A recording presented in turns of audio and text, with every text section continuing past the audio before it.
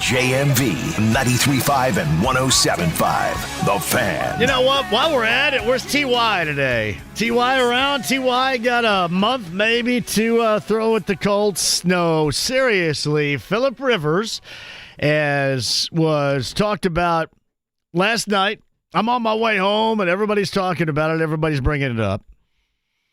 And it comes to fruition. And I can say this, there is zero way that at 44 years of age, you decide to come out of retirement after 5 years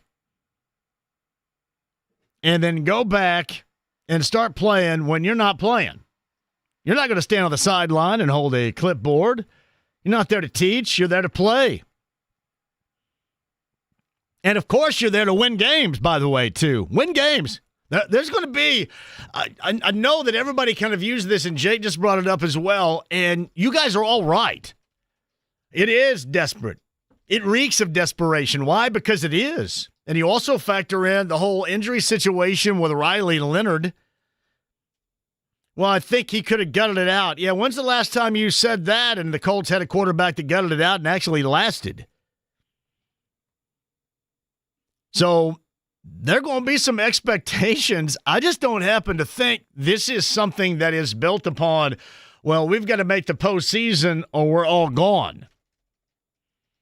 I think this is more about we're still right in it, even if everything, and I mean everything, even Monday night with the Chargers, that's working against them right now. I mean, Nick Sirianni still continues to help screw the Colts. Well done. I mean, at the very least, you can maybe get a little bit of help. But no, there's going to be expectation on this too. You're just not sliding out of retirement for S's and G's on this bad boy right here. I know on the surface, it's easy to make fun of because I'm right there with you. I know on the surface, it's laughable. I know on the surface, it's embarrassing. But once we get past all those emotions, which are absolutely legit, let's talk about this one for a moment. I don't know about you, but the anticipation of seeing how this is going to look on Sunday in Seattle, I'm not going to lie, and I never do to you. I've got a sports semi working right here. Seriously. In the world of the term sports arousal, that is mine and all mine, you know, Jake's trademarking phrases. I need to trademark that one of these days. Yeah, I am. I'm more excited about that on Sunday than I was going in anticipation of a dinged up Riley Leonard and what might be Brett Rippon. I don't have any visions of greatness here. I don't think all of a sudden everything's going to fall into place, and here we go, the greatness, that's going to be a great team, and stirring the echoes of the last time the Colts made the postseason, Phillip Rivers was the quarterback. None of that, but I just think for this weekend it's more excited. I hope that this offensive line can help him stay on the field for 5 seconds. And I guess maybe the highest level of interest I have is how all this might work. How it all might work. I think I know how it's going to look. Same offense.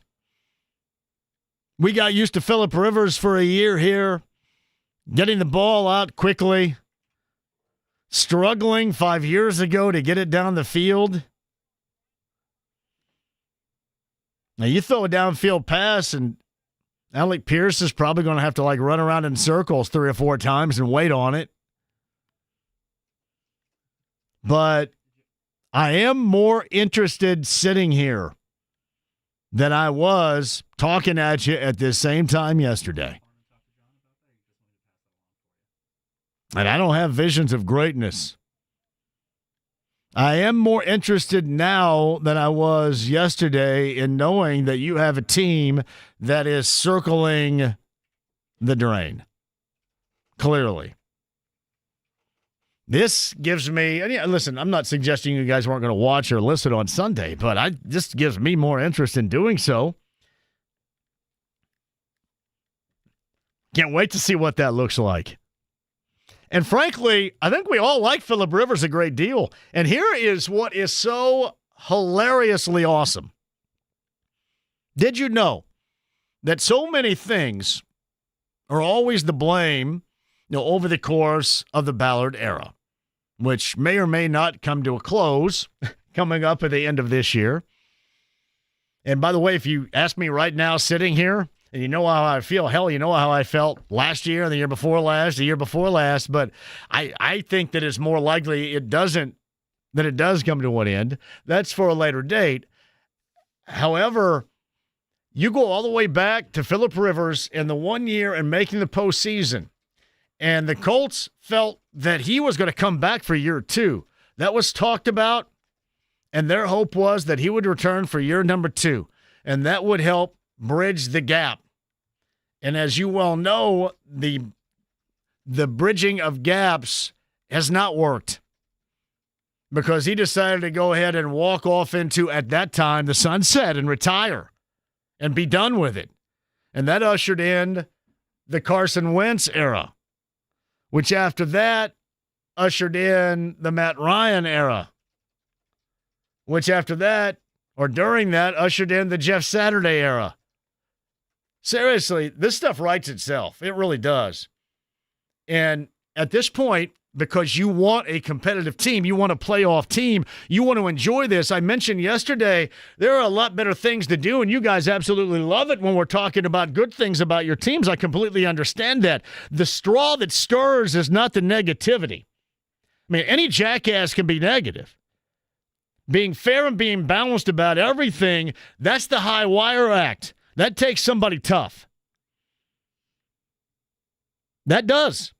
To understand the other side any longer, and you don't even have to be in love with sports. All you have to do is notice everything socially, notice everything politically, news-wise, to be able to walk the tightrope of understanding everybody and everybody's issues. That's the toughest thing. Anybody can go out there and shake their fists and be pissed. Anybody can say everything's going to be all right. But being fair about a situation, and in particular, when you're in that situation, that takes a lot more. Always has and always will. It's just something that has gone, I think, unrecognized until right now, until you really easily can see it. Because lines for a while now have been drawn up on either side. But to understand either side, to listen to either side, that's a skill set. So I'm not going to sit here and tell you that everything's going to be an absolute disaster, because I am interested about how this is going to look coming up on Sunday. I wish I was more of a visionary with the positive, but alas, I am not. But on this particular Tuesday, coming off of yesterday when we were talking about, an injury, a PCL injury, as it's been reported, for Riley Leonard. And, Brett Rippon, who hasn't himself thrown a pass since 2023. This is a hell of a story. I appreciate this story. I don't know if you have hope. I don't know if it's even called hope at this point, but I think you're more hopeful about it. Maybe the hope is disguised as interest, whatever.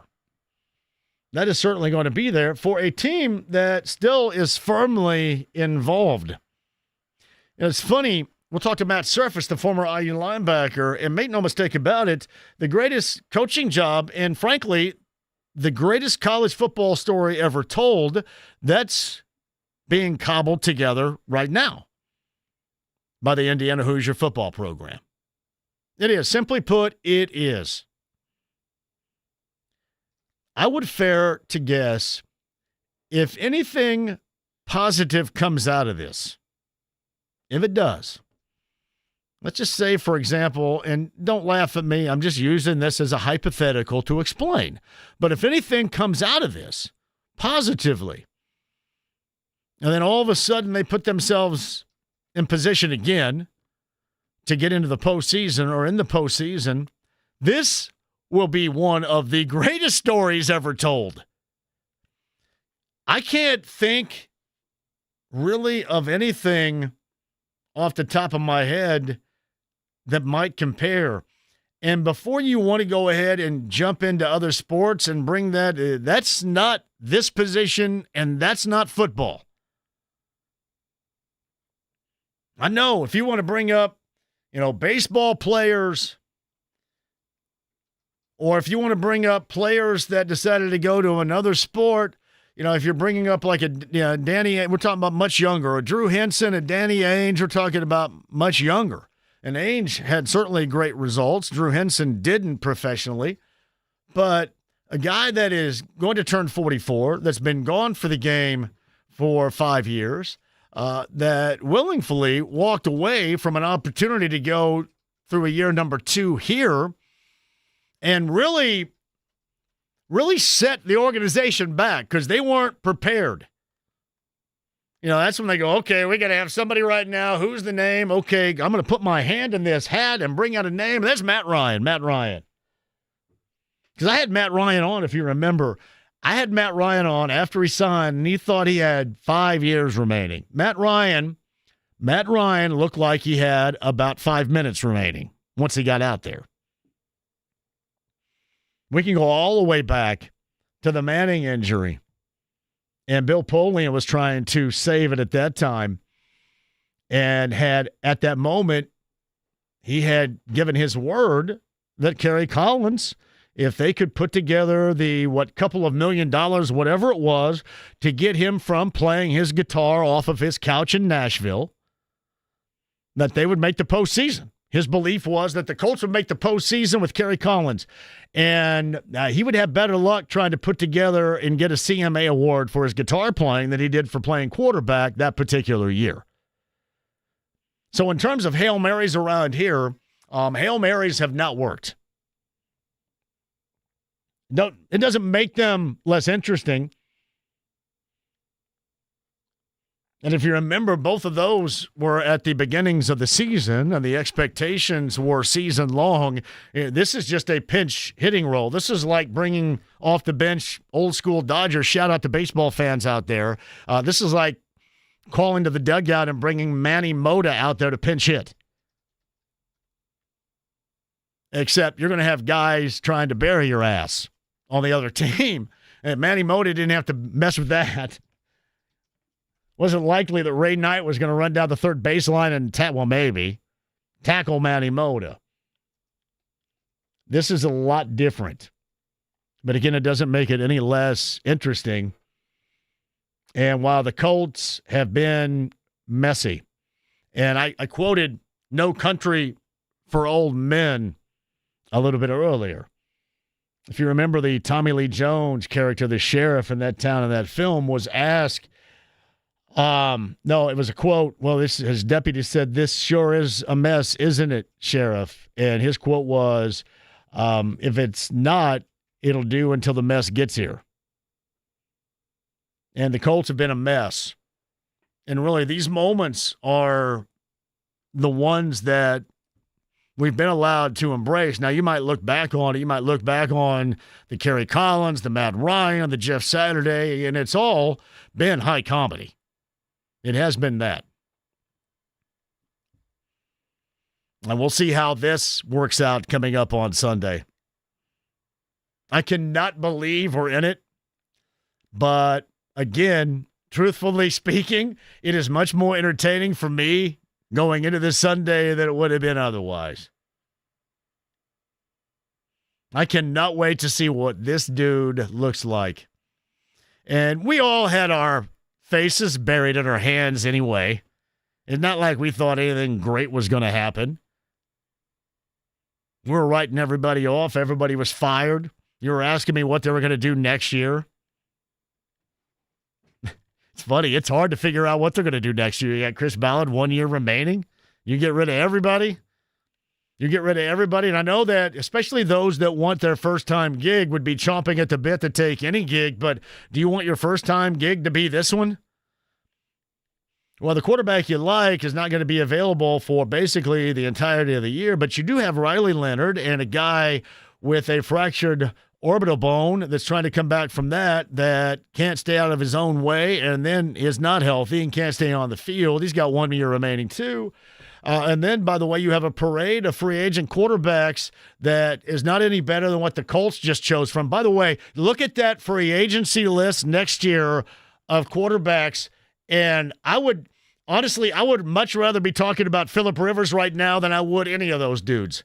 Somebody brought up Taylor Heineke to me yesterday, only if he was playing against the Colts defense, because really that's the only time he's been any good, if you remember, in Lucas Oil Stadium. I don't think this thing is genius, and I'm not going to call it genius until it is. I don't think it's a disaster, and I think you're right. There are a lot of things it might be, but it is also incredibly entertaining given the circumstances. So why not be entertained? Hopefully for a while. Because again, I'll tell you, there is zero way this guy is going to come up here and not try to be ready to go on Sunday, right? I know it sounds nuts. But before you say it sounds nuts, it sounds crazy. Look at all the things that have sounded nuts and crazy that we have lived through now. We have gone through now. And I guess we just pay the price for being smooth and steady for so many years. Now you kind of got to knock around like an 87 Yugo. It has been difficult, but I think you guys are probably all incredibly used to it by now. Yeah, and I have seen that Stephen Daly video too, by the way. And that was something that was kind of laid out earlier this week. I hope for his availability, IU fans, coming up in the Rose Bowl. That's for sure. You guys are asking. I have certainly seen that. Matt Surface with IU, and not even so much about that, but of the absolute renaissance. What would be, this is great. What would be, because we've already seen this cashed in with IU football, but where would Phillip Rivers, coming out of a 5-year hiatus, to lead this team to the postseason rank compared to the greatest college football story ever told? Am I wrong? Would this not be among the greatest NFL stories ever told? I mean, I know you can go back to the Earl Morrill and I don't know if there's anything just like it, because this stuff all predates me. Or the the Billy Kilmers of the world. I mean, all these backup quarterbacks that, and back then, I mean, they weren't even staying in shape, but they were sitting around their living room watching soap opera, smoking cigarettes. I'm quite sure Phillip Rivers wasn't doing that. So that is a little bit different. But of backup quarterbacks that are stepping in and, making their mark like this, and may lead their team. And like I said, this is not even a backup quarterback. This is a dude that hasn't played in 5 years. That's what makes it so stinking amazing. Think about that for a moment. I don't know if there is any sort of comparison to it. Yeah, I'd agree. Wrap up both, because the Achilles thing, protect the Achilles, Phil. Protect the Achilles. Because now you're coming into the zone where everybody's going to be hard. Yeah, they had Achilles. Protect that bad boy. Some incredible stuff. JMV intro's that good. Shout out to James. Should be illegal. It's good. No doubt about that. Am I wrong? Is there anything like this? Does anybody have anything like this right here? in the NFL at this position. We're not talking about a half-ass situation or a half-ass position. This is quarterback, the most important position in sports globally. And soccer dorks can give me the goalie, the midfield, whatever you want to do. But no, the most important position in professional sports. Nothing like it. Nothing like. I cannot wait to see. I don't know if this is going to be offered nationwide to the country on Sunday, but it damn straight should be. Yeah, it's awesome. Am I wrong about that? Is it more embarrassing that they're in this situation than it is awesome? Do you blame them for being in this situation? I will say this. When you say, well, they weren't adequately protected with a backup quarterback. Don't bring that to me because I've never wanted to waste time in being adequately protected with a backup quarterback. Honestly, I just remember us looking for any sort of competency in a quarterback. And he got that for 2 months. Much higher level for 2 months. That's what I was looking for. The last thing I was worried about in the summer, well, you know what? I think Chris Ballard needs to go out and get a backup quarterback. Because we thought all the quarterbacks sucked. All right, quick break. We'll come back. Rakestraw, bottom of the hour. Matt Surface, the former Hoosier, coming up in the 4 o'clock hour. James. Rakestraw will actually be on at 4:30 today. Well, that means I have time for you. If you guys are loaded, 239-1070. So I'll leave this up to you then. Get some of your responses. So Rakestraw is going to drop in here at 4:30. The hell else we got here? Oh, Matt Surface, as I mentioned a little bit earlier, the former Hoosier linebacker, talking about IU awaiting their turn in the Rose Bowl coming up on New Year's Day. How many of you guys are going to go out there for that? That should be a great time. Yeah, will JMV take over into New Year's Day? Great lead in right there.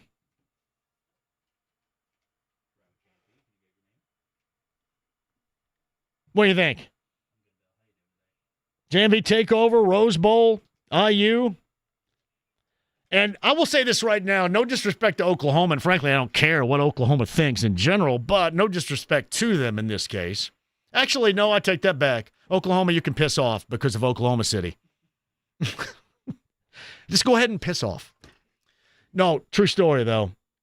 I want to see Alabama because I want IU to step on the blanks of Bama, and also you'll understand, I think, the connection, the relation here. Mr. Peanut, too. Mr. SEC, Mr. Peanut, the monocle. That's what I want to see. That's my hope. That's my glorious hope. And also to hope that video looks a lot worse than in actual circumstances, too, as you guys have brought up. Charles Arbuckle is going to join us coming up in the 5 o'clock hour. Hey, I'm ready to go. You guys ready to rock? 239-1070 is that number. We're inside the text line. Would love to have you in there. 317-239-1070 as well. The stream, the app, HD radio.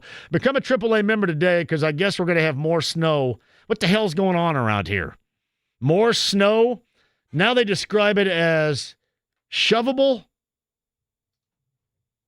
Shovelable snow. With a shovel, is it shovelable? Shovelable. Oh. Shovelable? Shovelable. Well, I can't even pronounce that.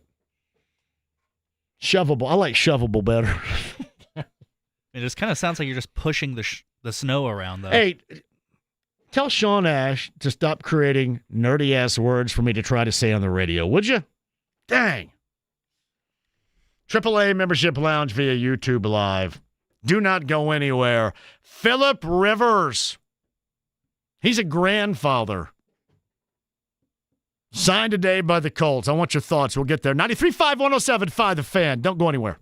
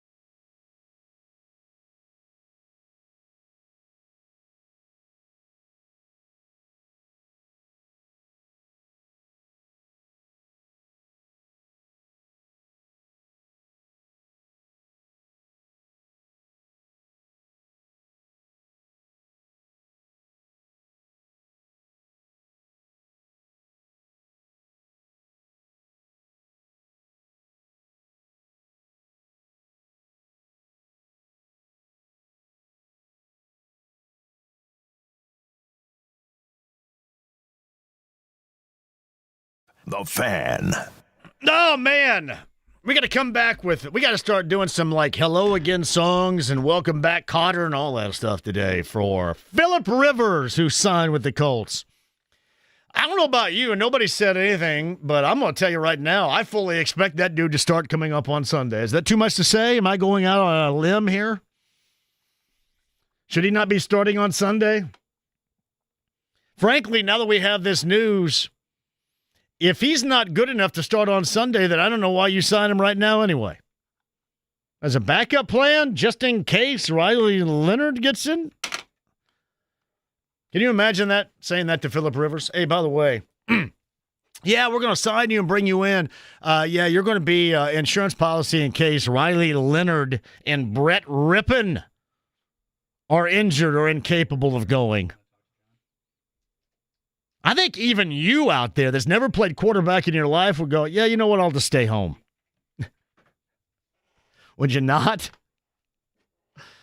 Oh, man. JMV, love it or hate it, the circumstances, the Colts are still our team in Indy. They have the players on the roster needed to be a contender when healthy. Fortunately, they've had the absolute worst luck with injuries. And by the way, they've had the worst luck with injuries, but they've also suffered from a high level of lack of execution.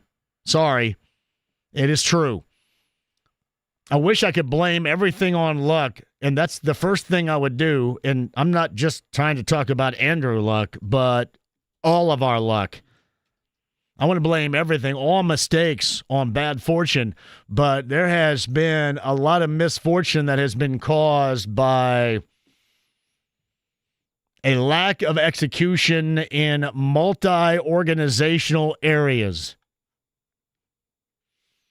JMV, the question now for Ballard is how to go forward in the quarterback position to still contend. And I told you yesterday what I think.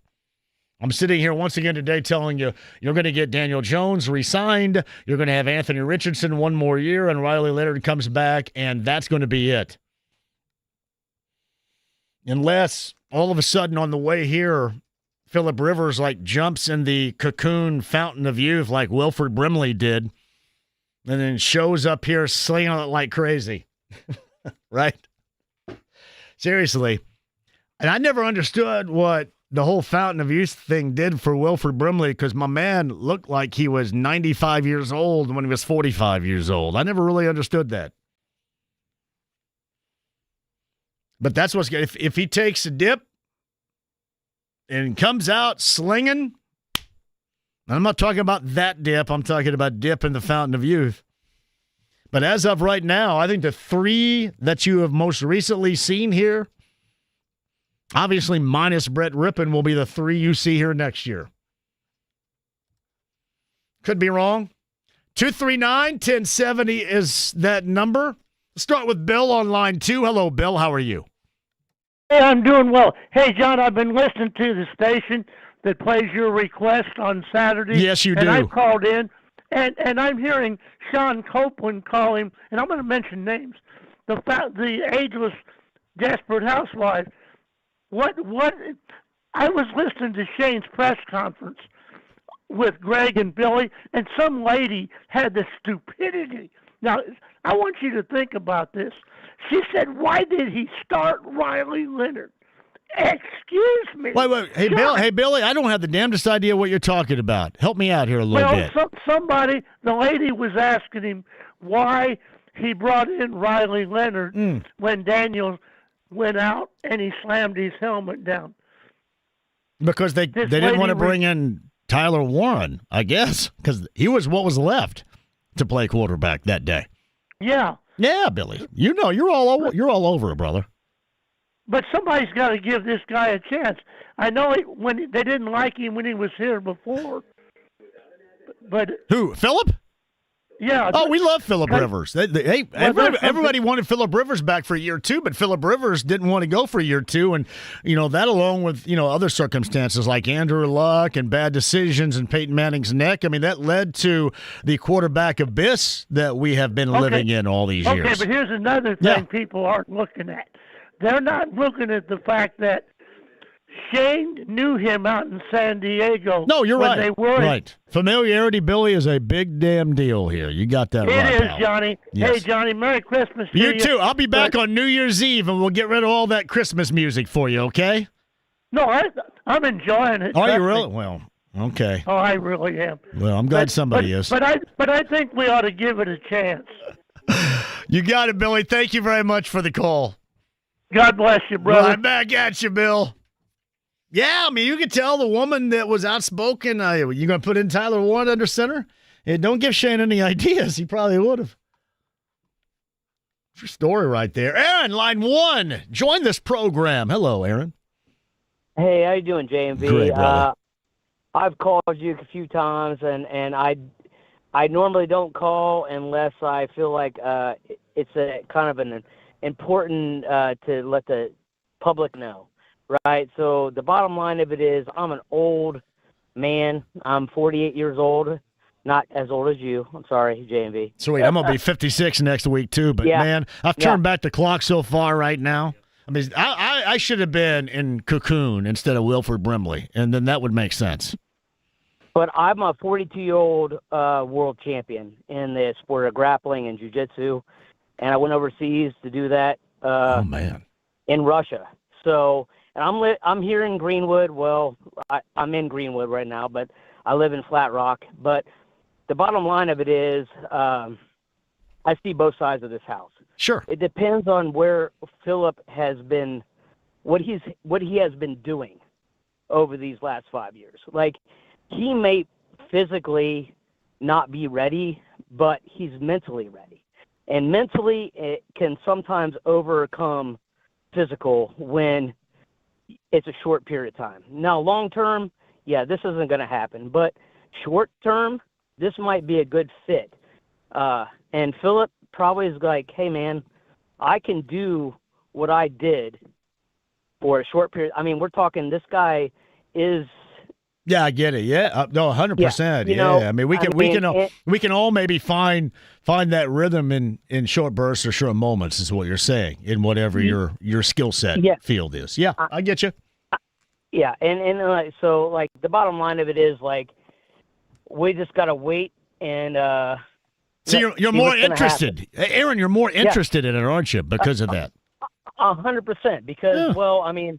I understand his. I kind of understand where he's going, what he's going through, but at the same time, it's like, yeah, like let's see what we can do, and maybe this is a story for all time, like you said. So, like, are you an ass whipper with what you do? Could you do that? Well, yeah. So yes, I am an ass whipper. I mean, multiple time ass whipper. Yeah. So, like, cool. I mean, I'm an IU grad, so I'm propping this IU thing going on right now. Understand. Even though I think it's all money driven. But well, I'm excited about having you on because I normally was the ass whippy here. I always like. Sometimes I'd like to be the ass whipper, not the ass whippy.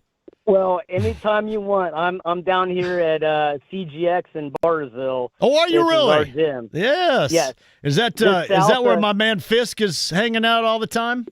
Yeah, just south of 144. So we have a jiu-jitsu school down here, and me and another brother in arms of mine, we do the jiu-jitsu class over here. And I'm in the Indiana National Guard as well, so I'm going to give props out to those guys. So, these cold temperatures, I don't think anybody around's been more disappointed than our good friend Brian Fisk, because now he definitely has to wear a shirt, right? Well, yes, and he's disappointed. Shoveling. I'm from Philly, so shoveling is a real deal. That is, you are 100% accurate. Shoveling. You got it, Aaron. We're shoveling. Stay in touch. Shout out to Flat Rock down there too. Mike in Brooklyn before the break. Hello, Mike. What are we thinking about this turn of events, brother? Hey, JMV, I like that Wilford Brimley. I think maybe we should try and cross-reference that. As he was always miscast, though. I mean, he was like 45 years old when he looked like he was 95 years old. So, yeah. Yeah. Maybe we could just cast him as the manager, the natural, Roy Hobbs' manager. Exactly. Roy Hobbs. Yeah, I mean, it feels like he slipped into an alternate universe here somewhere. Yeah, I don't know. I would have. I'm really surprised that they didn't sign Sam Ellinger off the Broncos practice squad. I mean, that was one that would have just made so much sense. So I don't know. I mean, it's like I don't know. There's like, I mean, I said yesterday I asked for Gene Kranz. Well, this this is it. So, in terms of the oldest quarterbacks in NFL history, once we all assume, will take the opening snap in Seattle on Sunday, you know where Philip Rivers will rank? 3 or 2? 3. Behind Tom Brady and George Blanda played when he was 48. Okay, so yeah, I remember. My man, and George Blanda would smoke like a carton of cigarettes in pregame. Yeah, man. Well, I remember as a kid, I was like, "Wow, that guy is old." Yeah. So here's how it go: Blanda 48, Brady 45, Rivers will be 44. Is 44. Steve DeBerg 44, Warren Moon 44, Doug Flutie 43, Aaron Rodgers 42. Earl Morrall, 42, and Drew Brees, 41, Brett Favre, 41. There are your quarterbacks age 41 and up in the NFL in history. Yeah. Well, listen, I guess it says something that Shane Steichen must have a really good relationship with Philip Rivers to convince him to come out of retirement. I mean, this is definitely, I think Philip Rivers is doing him a solid. What to expect from it? I mean, the reason I love Riley Leonard so much is he reminds me of Philip Rivers a little bit. Well, the reason why I loved him so much because I thought he was capable of running for his life, which sometimes the right side of the offensive line forces you to do. So I don't know. Philip Rivers is much different because Philip Rivers doesn't have the mobility of a broken stick of Daniel Jones, which that may be the ultimate problematic circumstance. That is absolutely true. That's why Ellinger to me would have been. I'm shocked that they didn't sign Ellinger. You know what though? We wouldn't care this much about Ellinger though. We're really interested about how the hell this thing's going to work on Sunday now, aren't we? Come on, we are. It's more interesting at the very least. For a team nobody believes in any longer, and you could author one of the greatest stories of all time in the NFL. You could. And, that's not what we were talking about yesterday. Not that I anticipate that, but it could be. And at least with that in mind, it makes it more interesting. Mike, I got to hit a break. We'll see what happens later on this week, brother. All right, brother. Thank you. Mike in Brooklyn right there, 317-239-1070. That's the text line, JMV. How can it even be possible for Rivers to play on Sunday? No game conditioning, playbook knowledge, etc. Love to hear your thoughts. You know what? I'll give you those thoughts coming up on the other side. I think what everybody would lean on with his participation is what they reference now as arm talent and see where he is. That's why I think the onus is more on everybody else around him, if indeed that is the path that we all anticipate they're going to take. I have less trust in those around him. I think he could probably still put the football where it needs to go, but is he going to have enough time to do that?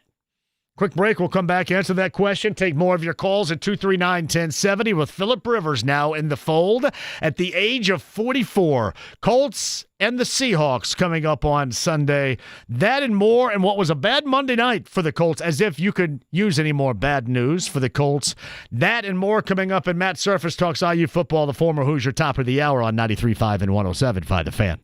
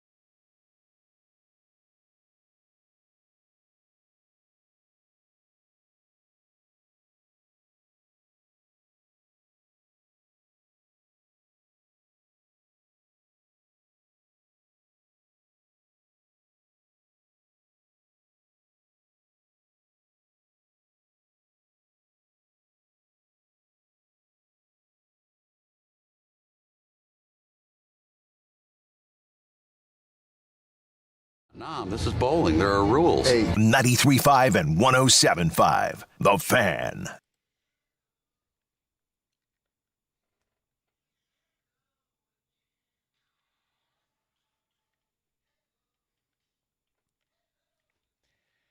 Philip Rivers is back with the Colts. The 44-year-old signed a little bit earlier today. So what was going to be a walkthrough tomorrow, evidently they're going to practice full throughout the week. So that would lead you to believe that they're going to work very hard to get the 44-year-old ready to play against one of the best defenses in the NFL coming up on Sunday. Yeah.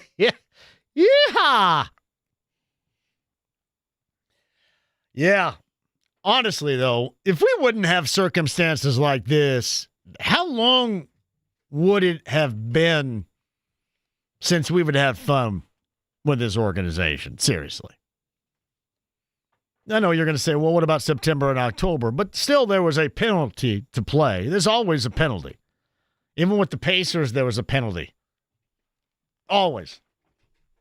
Yeah, without these stories, where would we be? Keeps us on our toes.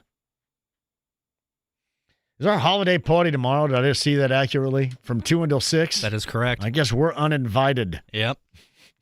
We will not be there. The holiday party. Holiday greetings from Budweiser. We are on the road Thursday. Thursday, Mousetrap, Larceny Bourbon Locks, Luna Azul Tequila Shots. It's on Keystone. Shout out to you guys being there. And then we are back. I want to say we went back to back. Was it Halloween of last year?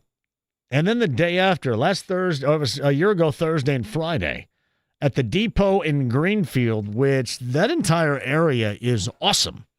But the Depot is top-notch. So the Mousetrap, Keystone, Thursday, Brent Halverson, me. A Bud Light Blue Friday, so you guys can watch Philip Rivers play on Monday night against the Niners. The Depot in Greenfield. Who's with me? A tremendous shocker today. The Reds did not end up signing Kyle Schwarber. Shocked, too.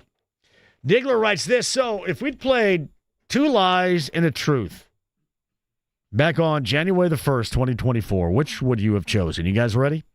So, Two Lies, Diggler. I'm going to keep track of this. Two Lies and a Truth.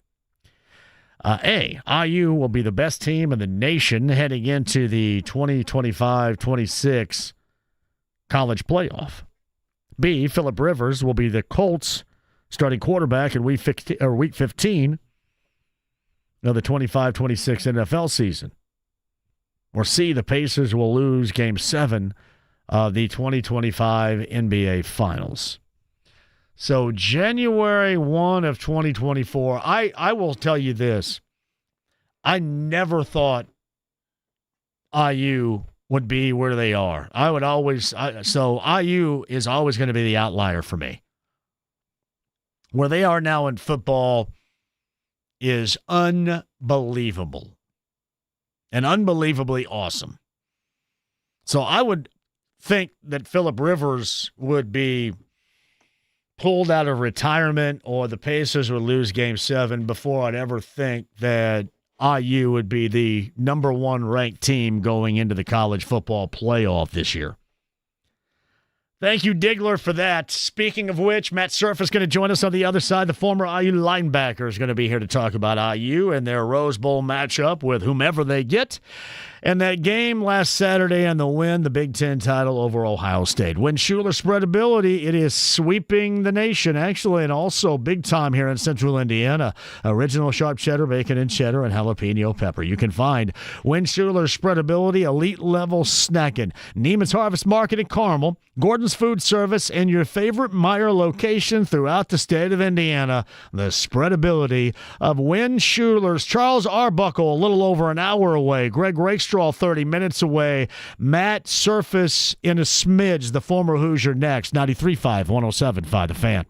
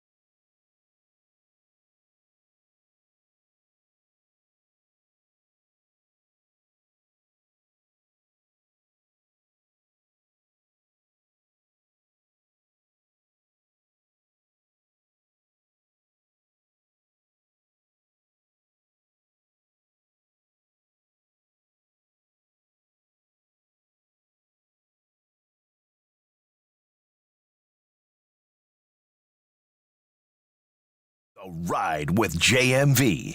Ahoy, Ploy. 93.5 and 107.5. The Fan.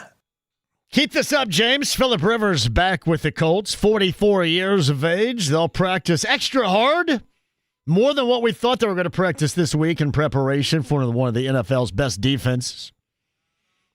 Coming up on Sunday, and I'd expect Phillip Rivers to get time immediately. Just me. Keep this up for a second, would you, James? All right, this was brought to my attention. Would you describe this Colts move as enjoyable or goofy? Let me rephrase. Exciting or goofy? Exciting or goofy? And speaking of Disneyland in Southern California, and Albert Hammond from the 1970s. Here it is. The site of the Rose Bowl is Pasadena, and coming up on January the 1 to start a new year because it is a new legacy of IU football in year number 2. Number 1 rank going in to the college football playoff, and the former Hoosier has a grin, I am sure, from ear to ear. The former linebacker and friend of the show in the Andy Moore Automotive Group hotline, his name is Matt Surface. Hello, Matt. Hey, JMV, you hit the nail on the head. I can't stop smiling. It's an amazing time to be a Hoosier football fan. Now, I would think it would be easier for you to come to grips with the reality of this compared to a lot of us out there that, you know, we weren't in the locker room like you were with teams of the past and, you know, obviously a part of the history too. Is it easier for you to say, yeah, this is reality, than us every single time it's brought up go, wow, this is unbelievable? Well, I see how the mental state of a team can feel like going into every year, John, we felt like we were going to win. I mean, you know, and we only had a winning season really one of the years that I was playing down there. But you still go in with a real good feeling, a real good optimism, because you know the work you've put in, you know the work your teammates have put in, and you feel good about it. And it's almost a surprise, quite frankly, when you lose some games. But then it gets to be on kind of a roll, and you know, it really, that snowball is hard to stop rolling down the hill. And so, yeah, eventually it almost becomes inevitable. But I can't say that I'm not shocked a little bit by just the way that they have gone about their business this year, week by week. And those plays that used to go the other way, yes, are now going the Hoosiers' way. Yes. And it happened in Iowa, Penn State, and certainly then again in the biggest game that IU's ever played in football, in Lucas Oil the other night. You know what, too, Matt? The thing that you could always count on is at some point is the talent or the physicality of a team like Ohio State to overpower, to swamp IU, no matter what might be going right for a portion of a game. And it was IU that flexed in Ohio State on Saturday night. That, to me, was the most notable of the incredible circumstances that is just such a huge change from what we have known in the past. No question. And we talked about it a few weeks ago when we were discussing, I think, after the Oregon game, just how strong this defensive front seven is. But, I mean, you got to say the whole unit, but really, IU's always had some skill players here and there. Certainly, even in the NFL, we've put some defensive backs and a couple of linebackers. But for the most part, it's been that front seven that's been, dare I say, dominated against team like Michigan, Ohio State, would have been Oregon potentially this year. But this is a different unit. I mean, they wear the same colors, but this is a different brand of football. And I mean, defensively, they've just been amazing up front. We hear a lot about Heisman Doza, and rightfully so. I'm on that train, right? But and Omar Cooper and Surratt and Hemby and Black and all of that, and it, well deserved.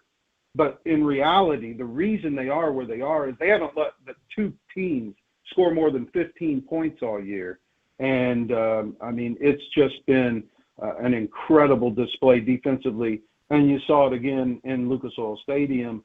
And they just – the way they shut down – or I won't say shut down completely because Ohio State had a few run plays here and there. They weren't able to lean on IU, though, and take advantage of it. And IU made them pick up, first down after first down instead of hitting a couple big plays. And at some point in that drive, when you got to make them, execute play in and play out, they have a negative play. All of a sudden they're behind schedule, behind the sticks, and you saw a lot of third downs that Ohio State could not convert against this fantastic defense the Hoosiers have. Yeah, Matt Surface, the former Hoosier defensive player, is kind enough to join us on the Andy Moore Automotive Group hotline. I'm assuming you're going, right, to Southern California? I mean, it's out there. Like, there's a very strong possibility, but, it just I think all things got to come into account. But, yeah, I mean, I've been in great discussion with a good friend of mine talking about heading out there. I mean, it's hard to think of missing the Hoosiers playing, not just in the CFP, the playoffs, but being the number one seed and doing it in the Rose Bowl, that's pretty cool. I mean, the fact that they get to play that game in the Rose Bowl, I think it's fitting. So yeah, very excited about that opportunity. As a high-level quarterback and what is going to be ultimately a future Heisman Trophy winner in Fernando Mendoza, what trait does he have, either skill set physically or mentally, or just his outgoing nature, too, of leadership? What trait stands out to you as far as what he presents at the highest level for this football team and its success? I feel like his accuracy, his ability to read and know where the ball needs to be and then throw it exactly where it needs to be. I mean, that is a lot of people can get it within a good vicinity, but to throw it on point in the biggest moments of a game, man, that takes calm demeanor internally, even though, there's emotions and so forth. But to be able to kind of settle that, lower the heart rate, and execute, to me, it's amazing how he is so accurate in the biggest moments of football games. I feel just so comfortable having that guy, and I love just his humility. I love his the way everything is about team and winning, and he's done just an amazing job to throw 33 touchdowns to only 6 interceptions and complete it's like over 70% of his balls. I mean, it's just incredible. And to me, I bet his stats in the second half, I'm sure, are better than the stats in the first half, just because of how clutch he's been. Is really the only way to say it. Hey, to clear the cobwebs immediately following that first hit by Caden on the first play.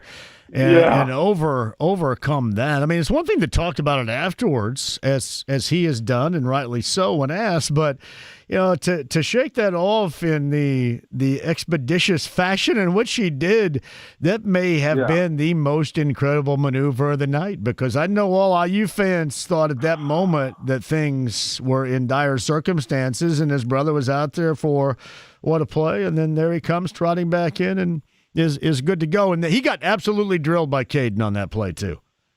Oh, he did. And, I mean, I can't say enough about the game Curry played, man. I mean, he's a hell of a player. Game. I mean, he's a hell of a player. Unbelievable. Yeah. I mean, I've watched a few games this year, and he's been great. There's no question. I mean, the guy's got 11 sacks on the year. But, and you know what? He's waited his turn over there, too. I mean, it's been a long time coming for him to be able to show it at that level. Absolutely. And it's great to see, an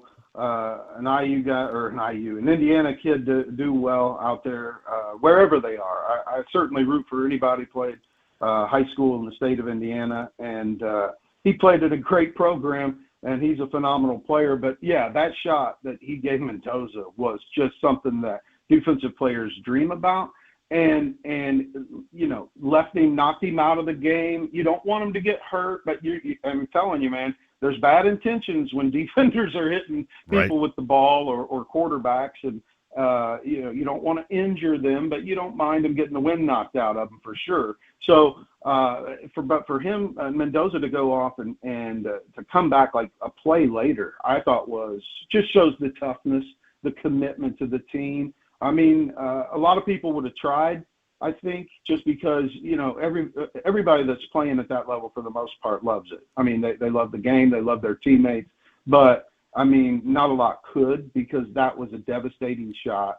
And yeah, I was concerned about the shoulder, but just the way he took the hit. But thankfully, all was okay, and he showed some toughness and leadership in immediately coming back out. Former Hoosier Matt Surface on the Andy Moore Automotive Group hotline. You could certainly tell us, because you played the game at that level before, but when we often talk about Curt Cignetti being ahead of the opposing coach, or, you know, out in front of what actually is going on to more easily change up and make the right calls, is that what you see play after play? And it just seems like that very few coaches have that going for them. And when they do, you can certainly tell. And I think with Cignetti, that's something you can certainly tell.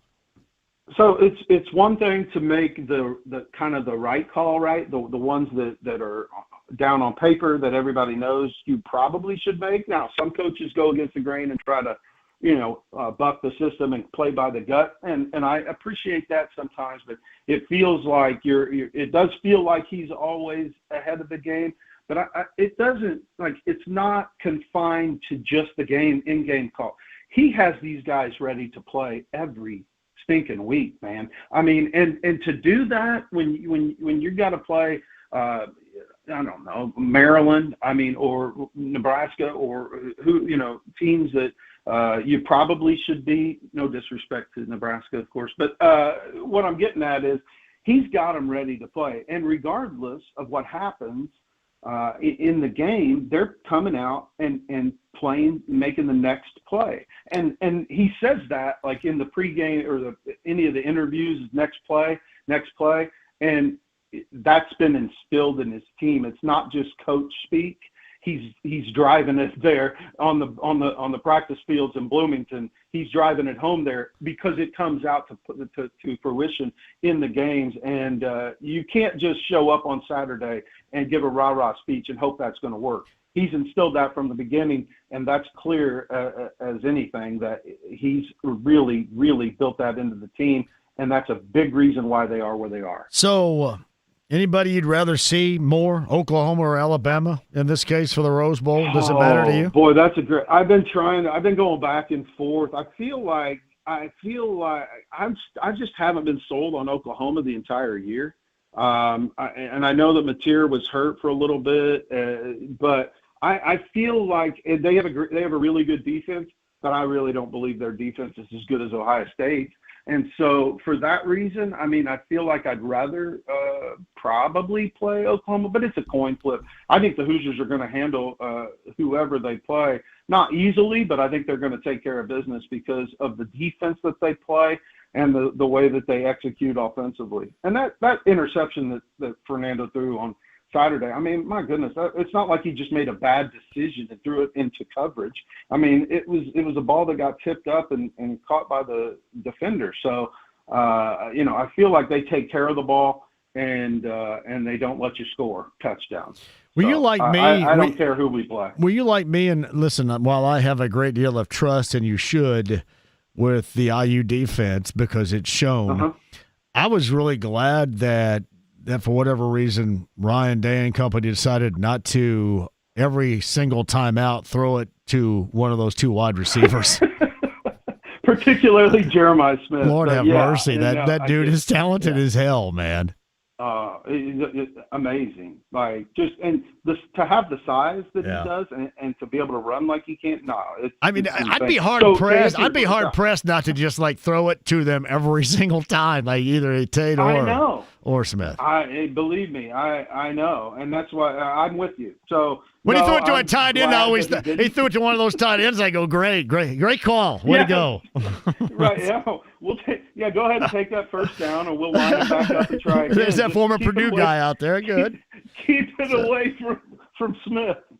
But no, it's interesting. Hey, you got to tip your cap. What about Pons, man? I mean, the way that Pons played in coverage. I mean, okay. I'm not going to say Smith didn't have a good game because he really did. There's no doubt about it. But but he didn't kill the Hoosiers, and he ultimately didn't score any touchdowns. And there was some really, really good coverage on some tough plays that IU made. And so, yeah, give credit to that secondary and the pressure that was put on Fan to make him uncomfortable. But yeah, I hope that when we meet them again in the final game, and I believe that's what it'll be, I hope that we can shut them down the same. Think about that, too. 6 sacks the entire season, and IU got them on Saturday night 5 times, which is pretty incredible. Amazing. All right. Yeah, well, we'll check in. incredible. We'll check in when we find out who they're going to play once again. But you got to let me know if you find travel plans and lodging out there for that particular game. I will. It'll probably be on the discount budget, but hey, we got to get out there somehow, right? Well done, brother. I appreciate you. Hey, congratulations. I know as a former IU football player, there's a lot of gratifying moments you have seen in the last 2 years, and this certainly so far is the top of the heap. Congratulations on that. It feels great. I remember when I first started talking with Bob Lovell on shows on Saturday 20 years ago, that I'd speak a big game and think that we're going to win, and then but I honestly never dreamed that the Hoosiers would be ranked number 1 in the nation. Feels darn good, John. Thanks for having me. You got it. Thanks, Matt. Matt Surface on the Andy Moore Automotive Group hotline. Yeah, I said exciting or goofy, embarrassing, ridiculous, exciting, goofy. JMV, John from Brownsburg. I just have to say that today I'm feeling a little sad or apathetic, maybe the whole thing. Quarterback accepted to come to the circus, that we could have left that game when he was good on a good number and how hopefully it goes well. But now if it fails, he'll have that on his record. Yeah, I don't know if anybody is going to think about that, to be honest with you. John? I think you have more. I will say this. If anything at all, if there is just a sliver of something that works out here, then I think that is going to be what people will pay attention to. I think people are expecting it not to work out. So I don't think there's going to be much of an impact if it doesn't, because that's the expectation. Like the Colts right now. It's like we're saying, hey, what the hell, you might as well. That, I think, is going to be how people will view Phillip Rivers after this.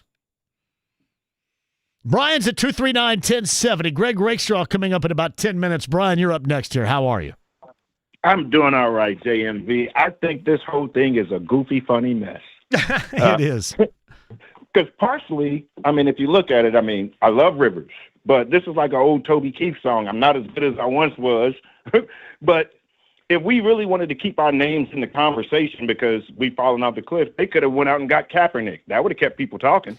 Yeah, I don't think there's a belief here. They just didn't do this, I think, to bring back somebody that has taken a snap in the NFL before. I think that they believe that they can do something with it here. I do. And granted, Brian, there's not a lot of options out there, certainly, but I think that there's a little bit of belief right there. I don't think they would have jacked with it if they didn't have any belief in it. That doesn't make it right. Doesn't mean it's going to work, but I don't think if they thought it wasn't going to work, they would mess with it. The way our line has been, do you really think a 44-year-old guy can get out of the way? Come on, man. I take my chances with Kaepernick. I think he could get out of the way at least. Well, the offensive line is the thing that concerns me. And then every time I think about this being goofy, I think about the Jeff Saturday midseason hire, and I say, well, okay. It worked for one game. It did work for one game, didn't it? Didn't work. And you know what? Had they been able to hold on to a lead in Minnesota, he'd have held on to that gig too. We'd have never seen Steichen, and Ballard would be gone because there was no way Ballard was going to hang around if Saturday was going to remain the head coach. So think about those circumstances too. It's kind of weird, right? How a play or a game here or there has been decisive on where we are presently in this Colts stuff. It's weird. Yeah. What else you got, Brian? Thanks for having me, JMV. Thanks. You got it. Thank you. Yeah, seriously, you go all the way back to one of the more goofier decisions ever with Jeff Saturday. You win another game. And think about it. They lost that that Washington Commanders game late. I think McLaurin scored late on Stephon Gilmore. And then they had like a 3+ touchdown advantage in Minnesota and gagged that thing up and lost. He'd have won one more game, or if he certainly would have won both those games, I mean, hell, he still might be the coach. He certainly would have been the coach, and that's when Chris Ballard would not have hung around for that. Weird how stuff like that happens. Hey, quick one. We shall return on the other side in case you haven't been around. Phillip Rivers, at the age of 44, is now signed by the Colts. And I'm going to consider this, and you know my expectations of him getting out there and playing. There's a reason why he's decided to do this, and it's not to hold a clipboard and not to be a backup and not to teach the young guys. So you know why I believe he is here. And the Colts go from walking it through tomorrow to 3 consecutive days of full practice. So I think you understand what they're trying to do here. More information. Got that coming up on the other side. And former Colts tight end Charles Arbuckle from the Radio Network will further explain in the 5 o'clock hour. Stream the app, HD Radio, AAA membership lounge via YouTube Live. Don't go anywhere. It's 93.5, 107.5, The Fan.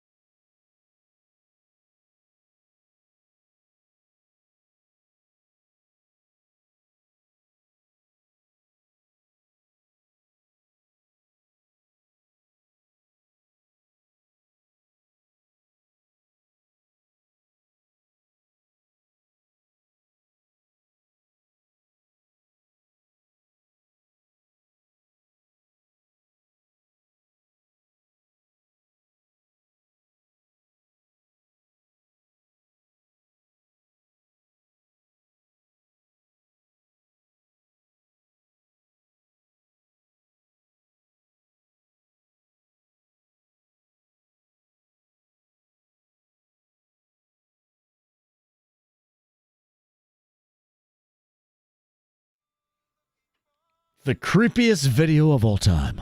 No, actually, it's not. Benny Mardones and Into the Night's the creepiest video of all time. This is second creepiest. Turn this up, James. I'm going to stalk this blind lady who made the most ridiculous sculpture of my dome of all time. Is that what happens in the video? Oh, yeah. Oh, no. Yeah, made a clay sculpture of Lionel Richie's face and head and was like one of the worst of all time. And then he stalks her? Well, he's like watching her through windows and stuff, Oh. and she's blind. That's Smoking hot, but can't see a lick. not good. Yeah. Now, the Benny Mardones thing was just, she's 16 years old. Leave her alone, they said, and he's walking around her window. That's problematic. All right, away from creepiness for a moment, that re-entry from Lionel Richie. Thank you, Philip Rivers, for providing a great deal of content for us today. He is back with the Colts. He retired in the summer, or no, when did he retire exactly? As a member of the Chargers. He retired as a member of the Chargers and comes out of retirement as a member of the Colts, resetting his Hall of Fame 5 years, and assuming to be available to play against one of the best defenses of the NFL coming up on Sunday in Seattle. Is it exciting or is it goofy? Greg Rakestraw coming up in his second. Charles Arbuckle, top of the hour. IU, Penn State later on tonight. That's 8:30 down in Bloomington. Penn State's on a 3-game win streak. They haven't played anybody. IU on a 2-game losing streak. They played two teams. One was a heavy disappointment. Then that game against Louisville on Saturday, they were out athletic. Not a word, but I made it up myself. I think you understand what I'm talking about, especially if you're watching it or there. 7:30, your coverage begins. 93 WIBC with voice of the Hoosiers, Don Fisher. Is Greg ready? Oh, no, he's not. Ball State also in action later on tonight, 7 o'clock versus South Dakota State for Michael Lewis's squad. Pacers a winner last night. Pacers get the Kings 116-105. Andrew Nembhard had 28 points and 12 assists in that game. Benedict Mathurin, 25 points. I find it, how should I put this, incredibly squirrely of people, because you get these reports like from Shams today suggesting that the Pacers are now on the lookout for their next big to replace Miles Turner. And then everybody starts talking about wanting to get rid of Benedict Mathurin. Why are you so squirrely? Why do you want to do that? Is there a reason? Do you just not know basketball? Or are you just trying to be a jackass? Why do you want to get rid of Benedict Mathurin? Why don't you like what he does? Why don't you like what you believe he can be in growth? Or our phones work? They're working, right? His phone's not working? Yeah, I'm not sure what's going on. Well, Greg, what the hell? So somebody, not today, but at some point, can explain that to me. He's going to make too much money? You're worried about that? Sorry, he's one of the last guys I would like to see them get rid of. Pascal Siakam, by the way, too, 23 points in that win. I think the Pacers are off until what? Friday night on the road in Philadelphia. Friday, Sunday they go. Friday night, Philadelphia. The Wizards coming up on Sunday the 14th at 3 o'clock in the afternoon at Cambridge Fieldhouse. All right, goofy or exciting? Jim in Noblesville writes this: JMV, Rivers is sadly the best option. I can buy that, at least right now. JMV feels like an exciting move, but as goofy as hiring Jeff Saturday to be a coach. JMV, Philip Rivers, goofy. Hey, JMV, can we get Robert Mathis back at defensive end? Could do no worse than Kwity Paye. By the way, you're probably right about that. Talk about somebody that was non-existent, both he and Latu. Leatu Paye, that wasn't any good on Sunday. Leatu Paye has to be better. Leatu pays funny. I'm going to start using that until they separate themselves from one another. Leatu pay. JMV, is Mark Sanchez unavailable? Indeed, Mark Sanchez is unavailable. It would appear. Hey, JMV, I do know that Phillip Rivers lives on the same street as Riley Leonard's family. They have worked out together, and Phillip is a mentor to Riley. They had to play a factor in the signing. Listen, and I'm sure that a lot of this window dressing stuff does play a factor, but there is a belief that the best option is a guy. And what's that tell you? The best option right now for the Colts is a guy that haven't played in 5 years. And that clearly is better than the option of Brett Rippon, who hasn't thrown a pass since 2023. Incredible stuff. Is it not? All right, 239-1070 is that number. We'll wait on Greg. If not, Charles Arbuckle, top of the hour. Bill talks Phillip Rivers on line 3. Hello, Bill. Hey, JMV, I got to say that I am all in favor of the Phillip Rivers signing. From this perspective is I don't think that you're signing him to win you ball games. You're signing him so that you won't lose games.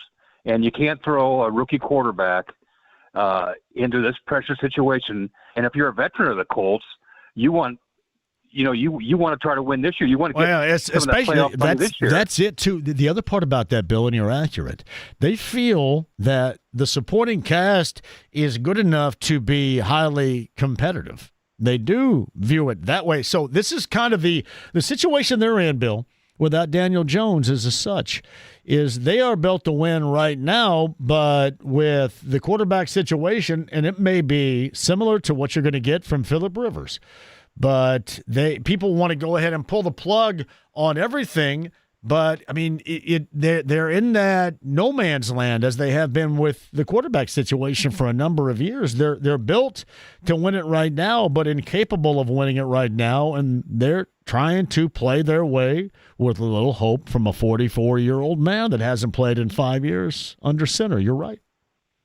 It's going to be interesting, and the success will be how many turnovers the offense either doesn't or does commit, because that's what it's all going to come down to in this final push is not making the big mistake and everything that's going to lead to a 50-yard game-winning field goal by the other team. And as far as IU goes, I don't know who's going to end up playing IU out in the Rose Bowl, but they got to make a decision. Are you going to pack the box and try to stop the run, or are you going to drop back and stop Mendoza, because those two backs from IU can really grind up some yards as well. So I'm feeling very, very good about whomever they play against. I think IU is going to win.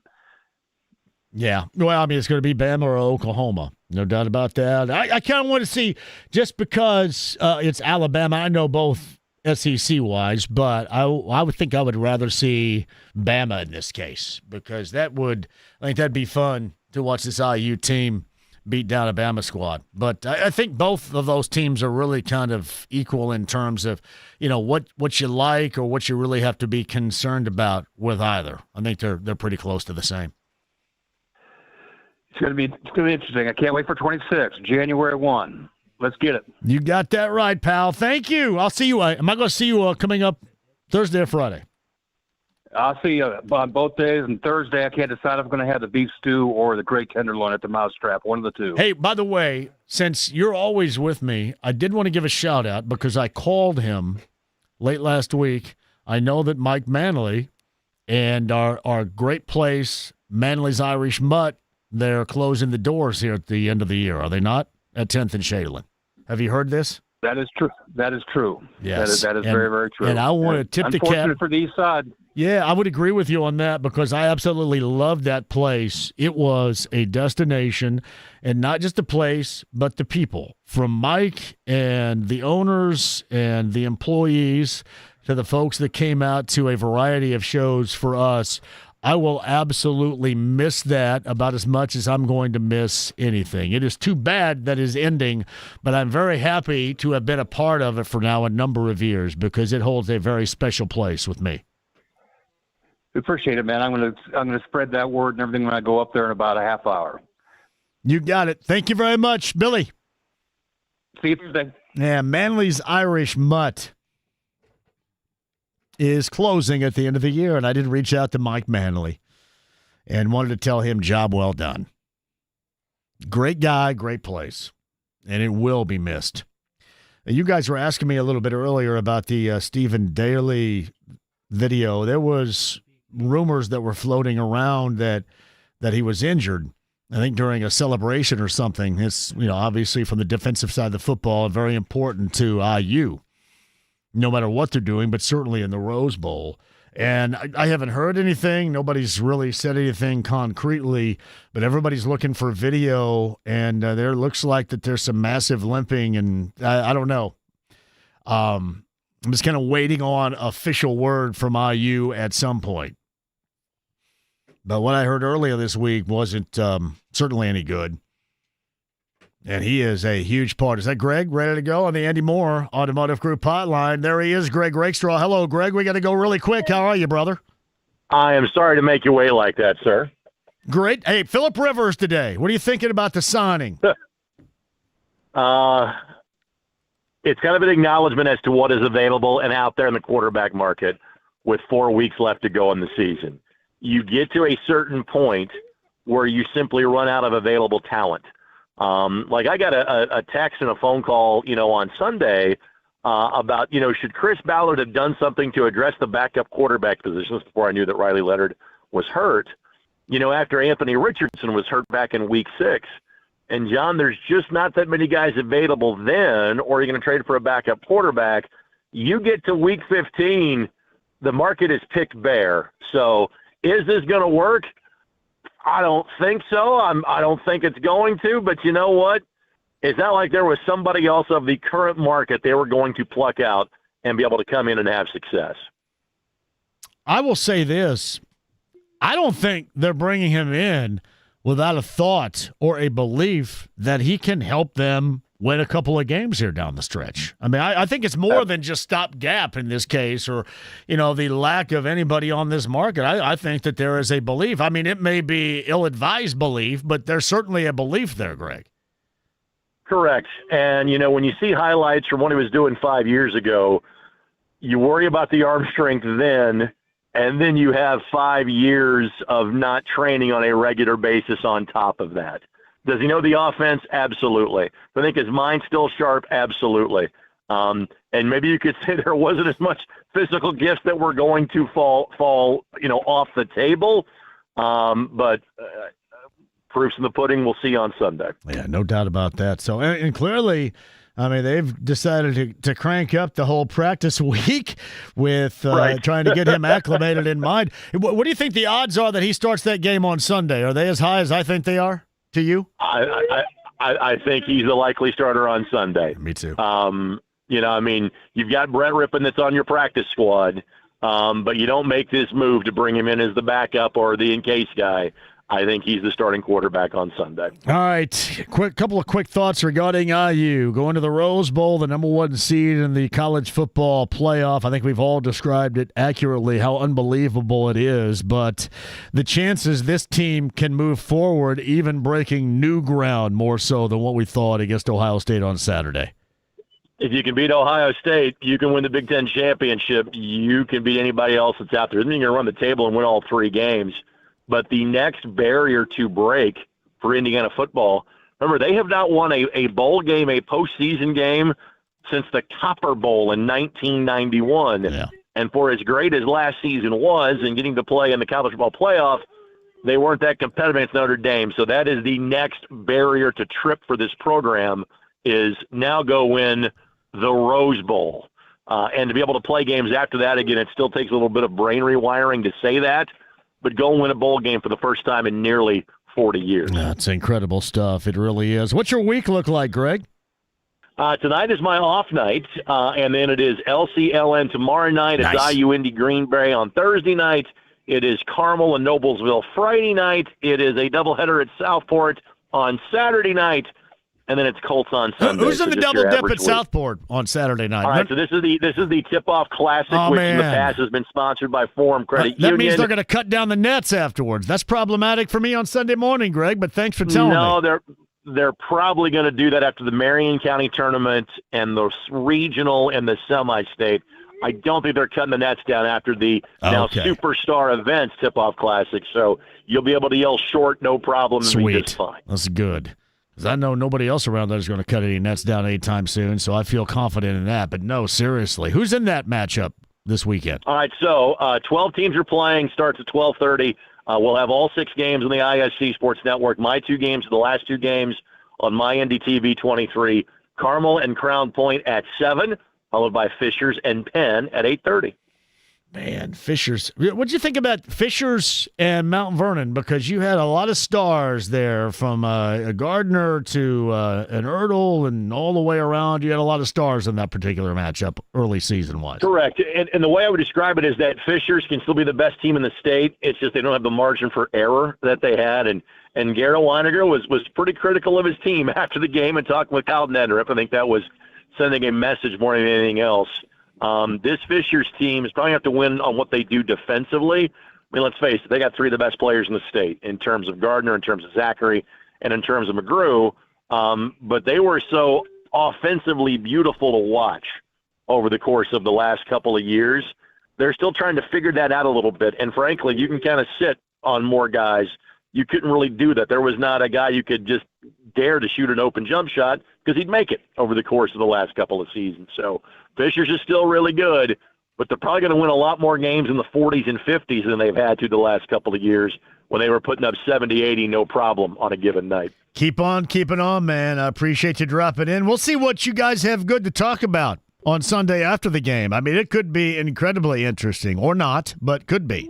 I think it's going to be interesting. Whether it's good or bad is a different story, and obviously, I hope for the former in that equation. You got it. Thanks, Greg. See you, buddy. Greg Rakestraw's on the Andy Moore Automotive Group hotline. Conversation about the Colts signing quarterback Phillip Rivers to the practice squad, with assumingly every intention for him to get that nod under center coming up on Sunday against the NFL's one of their better defenses. And you're ready for that. JMV, I'm with you regarding Matherin. I just see Matherin in a deal for Walker Kessler. Hey, what are you nerds thinking about here? Seriously? I thought, have I not taught you enough about basketball yet? What the hell? You doiks. Matherin and Walker Kessler. What? I don't even know if I can read any more of that silliness right there. James says I got to go. JMV, Rivers must have been listening to the radio and heard Toby Keith sing, "I'm not as good as I once was, but I'm good once as I ever was." Well done. JMV, I agree with you regarding Matherin. Why would anybody want to trade him away, especially when you... Yeah, no, this one was like for Walker Kessler. Good God. I'm embarrassed. I thought I've taught you better regarding basketball than that. What have I done? All right, Charles Arbuckle is about 12 minutes away, so my advice, sit tight. If you're on hold, stay right there. Stream the app, HD Radio, AAA Membership Lounge via YouTube Live. Don't go anywhere. It's 93.5, 107.5 The Fan.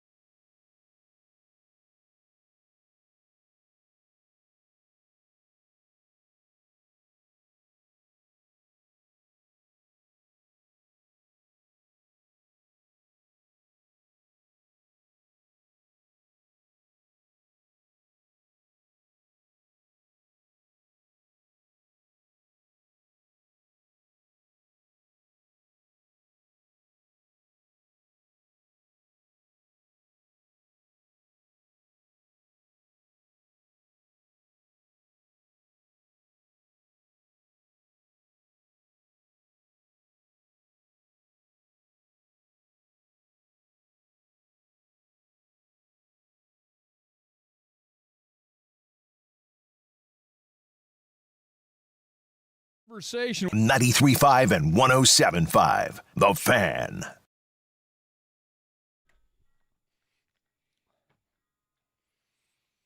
This is for my daughter, Lainey.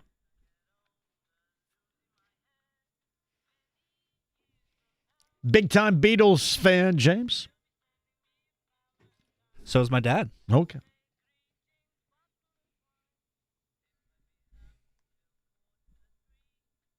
This makes sense because we'll keep it up for a minute. That's all right. Because Phillip Rivers is not 64, but 44. And he is returning against a team, by the way, one of the better defenses in the NFL in Seattle on Sunday that has not, I don't think they've allowed a touchdown in 2 weeks, everybody. So I'm assuming, I think we all assume if he goes through 3 practices and the physical aspects are there, meaning he can move around a little bit, then that dude is going to play coming up on Sunday. I think he's going to play right here and right now. More on that. Charles Arbuckle is going to join us, the former Colts tight end on the other side. Win Schuler Spreadability you can find at Neiman's Harvest Market at Carmel, Gordon's Food Service across the state of Indiana, and your favorite Indiana Meyer location. Original sharp cheddar, bacon and cheddar, jalapeno pepper, crackers, chips, vegetables.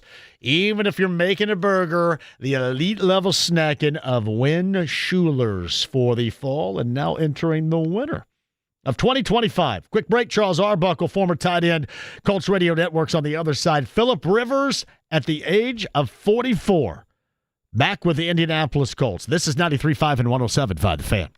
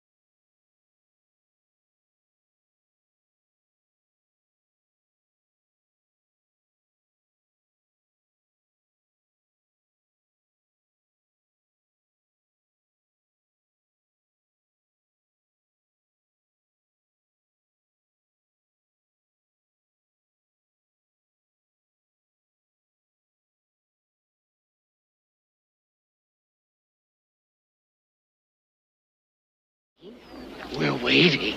93.5 and 107.5. The Fan. I mentioned the Hoosiers later on tonight. Hoosiers, 8:30 tip time down in Bloomington versus Penn State, 7:30 coverage. Don Fisher, voice of the Hoosiers. Eric Soar, John Herrick coming at you at 7:30, 93 WIBC. Pacers win last night. Pacers on the road in Philly on Friday. And then back at home on Sunday versus Washington. Return of the Mac is Mark Morrison, a 90s one-hit wonder because the return of Phillip Rivers at the age of 44 as they fire up practice for full Wednesday, Thursday, and Friday, which was not on the schedule nor the agenda until now, presumably to get the 44-year-old good to go to play against one of the better defenses of the NFL. In fact, a Seahawks defense that is as stingy as they come. And joining us to talk about that move and more, the former Colts tight end, and from the radio network, Charles Arbuckle is with us. Were you sideswiped at all by the Phillip Rivers first interest and then the signing move that came shortly thereafter earlier today? I had heard a few rumblings about it. And then when I saw it, I was like, oh, man. But then I started going back in the history of Shane Steichen, I guess, 8 years around him when he was in San Diego, and the real close affinity that they both have for each other. They love offense. And, once I heard Riley Leonard was hurt, it's going to be tough to get anybody with that much experience to come in and know what you want them to do. So, you were playing Return of the Mac. I was like, are we going to, what's his walk-up music now? Old Man River? Man River keeps rolling along. We're going to go back to back in the day to find the oldest songs that you can. But the thing is, Aaron Rodgers has been able to do it, although he has not been out as long as Phillip Rivers. And I'm just interested to see how it's going to be. I'm wondering if that's going to work, and if you can keep him standing upright and throw the ball for one, maybe 2 games. If Riley Leonard is out for any extended period of time, it'll be interesting. All right. So if Riley Leonard is compromised at all, meaning if he can go out there and play but is still dinged up, I guess what I'm asking here, would you start Phillip Rivers regardless on Sunday? If he checks out, physically speaking, in these next 3 days of practice, would you start him over a dinged-up Riley Leonard or just in general over Riley Leonard on Sunday in Seattle? Yeah, I was pleasantly surprised with Riley Leonard and how he was able to play and do that. Phillip Rivers is still going to have his head. He's still going to have his arm. And he's still going to be able to talk trash with the best of them. Now, will his body be able to move? I have no idea. And that's what I want to be able to see. And I think the Colts, if they're smart enough and they do decide to start him, it would be in the way that they're going to have a healthy dose of the run game, which they don't always do, especially with the team that I think in the first half, their point differential was 124. Matt Taylor and I were talking earlier, and I saw 160 or something like that for the whole game. They're outscoring people in the first half, 124 point differential. So this team is like really explosive on offense, but they're pounding people on defense. So you got to start fast. And I don't know if you want to, and Lumen Field, if you've never been there, JMV, and I've been there when it was Quest Field, whatever it is, one of the loudest outdoor places. I know Kansas City gets loud, but that 12th man there, man, they can get after you. And now that they're winning, it's all the makings of you don't want to put a young guy in that. You put him in the rain. He tried to do the best that he could. If he's anywhere hurt, which is what Riley Leonard's game is, if his knee is not able, you almost are better off rolling out, Phillip Rivers, because at least you can, with his arm and his mind, you give yourself somewhat of a chance. So Charles Arbuckle's with us. So we know this because we've heard, I think J.J. Watt had this a little bit earlier, that Shane Steichen and Phillip Rivers talk often. Phillip Rivers, high school-wise, runs the same stuff that they do in Indy with Shane Steichen, and they've long time been friends and certainly people that love offensive football. So I guess what I'm asking you as a former player, how long would it take? Let's just say they deem him, physical enough to make a return and trust him to go out there and be under center. How long would it take him to get up to speed with this offense? And give me some of the adjustments this team would have to make. Because the one thing that hasn't been there, and certainly when Daniel Jones was compromised with that fibula injury before the Achilles, is the offensive line hasn't been protecting very well. And that hasn't been working out as of late. And you look at the mobility of Jones, and he's probably like Michael Vick compared to what Phillip Rivers is going to look like out there, even while injured. So how does that change the dynamic if we do indeed see Rivers on Sunday? Well, Rivers can still get the ball out pretty quick. That was his MO, right? I mean, when he was there before, and even when he was younger, it wasn't about his ability to run. I mean, Phillip Rivers has never been that guy. But his ability to understand and diagnose the defense pre-snap and then post-snap was what made him special. And so getting the ball out quicker where teams are going to say, well, this old guy can't throw it. Does he still have the arm to get it down the field? I have no idea. Nobody has seen him in, 4 or 5 years. So we don't know that to be true.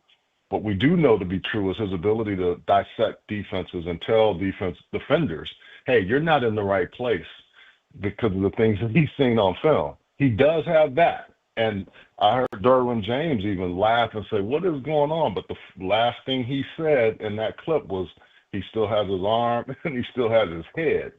So the one thing I would think with this offense that's going to change is some of the quick-hitting things, get the ball out quicker. I'd also say more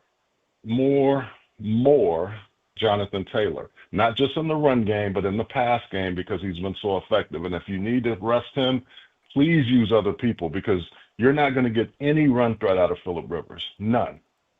So it's a lot of that. And then also the tight ends come into more play, because you're going to need guys that can, in 12 personnel, keep rushers off of him, but then also be threats when they, leak out into the routes, which Tyler Warren has shown that he can do and has done very well so far this year. How'd you think Riley Leonard played against the Jags Sunday? I thought he did pretty well. I'm getting ready to rewatch it again. I thought to be thrown into an environment like that, I thought Riley had a really good camp. I think the last game that we saw him was when he was playing against the last game I saw was Cincinnati live, and I even came away from that because I saw his dad and his mom, and I was like, I even told him, I said, he has really improved, because JMV, I got to see, the good thing is I get to see a lot of these guys in college calling games. And I can remember when Riley Leonard was at Duke, the one knock on him was that he was a great athlete, but could not necessarily spin it like they wanted him to. And he relied too much on his legs. Each time I saw him this summer or this fall, in camp, I thought he had really made the progression, and you could see it when he got to Notre Dame. But he has been you can see he's methodical in what he's been doing, and he's been working with it. And I thought, he gave them the best chance that they had at that point. It wasn't the greatest game, but I thought to be thrown into that kind of environment without any snaps, because, people will say, well, even though Daniel Jones was hurt, they were using him with the ones. No, they weren't. The only person that was getting snaps was Daniel until he went down with that Achilles injury. Even with the hurt leg, you would still see him out there, because you want to make sure he's repping with the guys that he's going to be playing with. So to not be able to be in any live situations, even though you go out the walkthrough, you're doing some things, you might get 20% of the snaps, 10% of the snaps, depending on, how they break up the play script. I thought he did a pretty good job, and then he showed that his progression has gotten only better and better. And one of the guys that he works out with in the offseason has been Phillip Rivers. So it's an interesting thing to see how this can come. And, I just hope that the Colts can find some kind of way to manufacture something, because it has not been good to watch them from what we saw when they were going 7-1 to what's happening now. Hey, Charles, would you trust the Riley Leonard that you saw, even if he is a bit compromised on Sunday against Seattle, or the unearthing and the rebirthing of Phillip Rivers for the first time in 5 seasons on Sunday? Where would your trust lie under center there? Yeah. For me, because I haven't seen Phillip Rivers in years, I trust Riley Leonard. And I'd also say it'd be good for him to have not only Shane in his ear, but another guy that knows this offense like the back of his hand. I think that's the other reason why I think it's a good pickup. If they can allow anybody else to play physically, but mentally take some of the things that he's able to give you, along with Daniel Jones, who will be around after he has his surgery and is able to start coming back around the program. I think those are the things you look at. If Joe Flacco were available, I'm sure they would have loved to pick him up, but there's no longer a trade deadline. And Cincinnati, as poorly as they played, especially Joe Burrow, who hadn't played well the last few weeks, that's not going to happen. So, you can say it's a reach, and I think it is, but I think it's the best reach that you can take at this point. So Charles Arbuckle, he's kind enough to join us on the Andy Moore Automotive Group hotline. I'll get to the IU and Rose Bowl and number one, which is crazy stuff to talk about, but you and I had this conversation about that before. But how do you feel about this Colts team and what has transpired? Certainly not just so much with the injuries and the trying to track down a quarterback, but even before Daniel Jones was injured, we saw, I thought, Pittsburgh kind of pull back the curtain on them a little bit and expose them. And let's just face it, since that point in time, they really have, even that win in Berlin, been circling the drain. What's happened in all of this, or what's been the focus compared to how smooth the operation was going in the first 2 months? I think there are a couple of things. When they have lost, you can see that the run game hasn't been able to be as explosive as it was. They've got to, that's one of the things that has to happen again.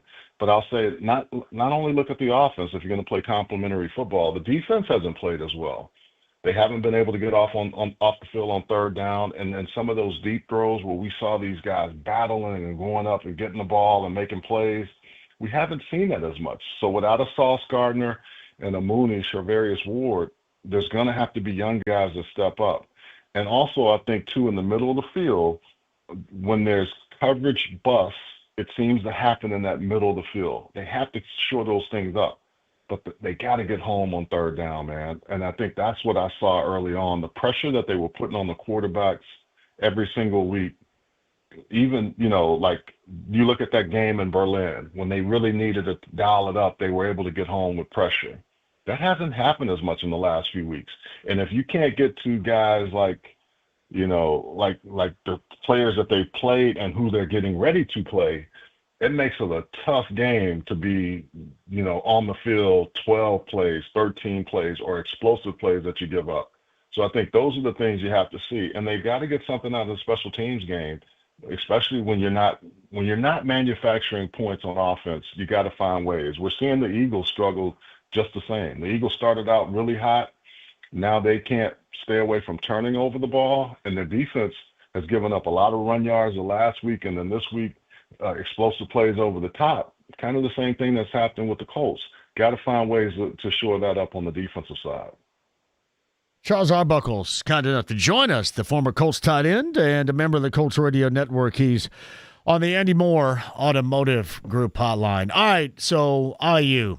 What you thought about that win in the Big Ten title game Saturday against Ohio State, and then moving forward as the one seed of the college football playoff, Rose Bowl bound, they get the winner of Alabama and Oklahoma. What are your thoughts, really, with the entire situation, which is nothing less than mind-blowing? Well, Alabama getting in, the SEC needed a fifth, so they didn't have enough with four, so they had to get an extra one in. And, Notre Dame took their ball and went home. And Notre Dame was trying to draft with the ACC, even though they're not an ACC member. They thought that would grant them not only their independence, but their opportunity. And at the end of the day, when I look at IU, I go back to our conversations about Fernando Mendoza when he got there. I said then, and I'll say now, I had not seen a tougher kid that sounded sounded like a choir boy, but when you punch him in the mouth and you would get after him, even when he was at Cal, he seemed to just elevate his game. Only missed one or two plays after he got blasted and came back and made plays. And I think this IU team is kind of indicative of their coach.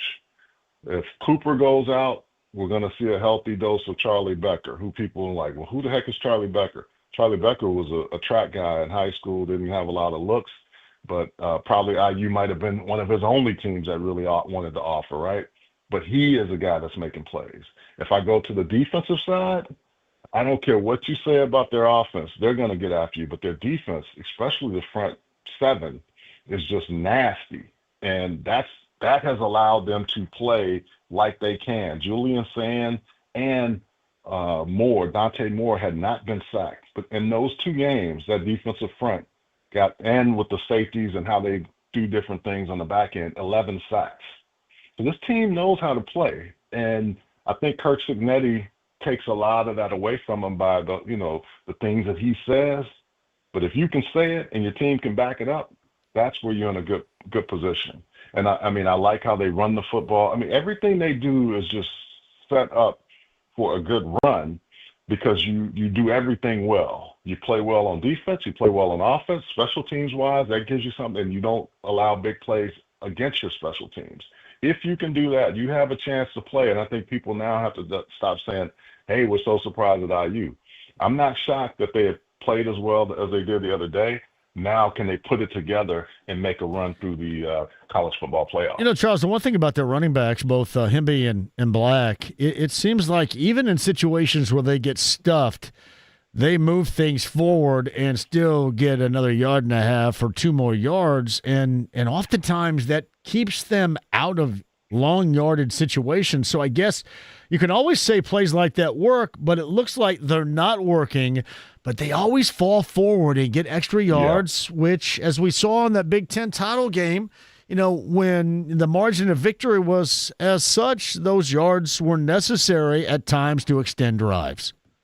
Hemby is averaging 5.3 yards a carry, right? That just means every time he touches it, you're 2nd and 5. Or if he's on if it's 2nd and 10, he gets you 5. So whatever you're doing, it's getting you there. Black is at 5.8 yards a carry.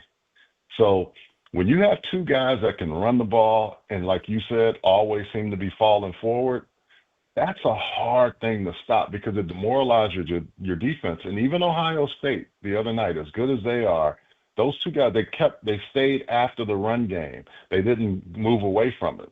And I think the other thing is you got a bunch of dudes that, came from JMU with Coach Cignetti, and they're playing with house money now because all these guys were told, hey, you're a 2-star, you're a 3-star. You're not that good. No, you can't play there. Hemby was at Maryland. Now he's here.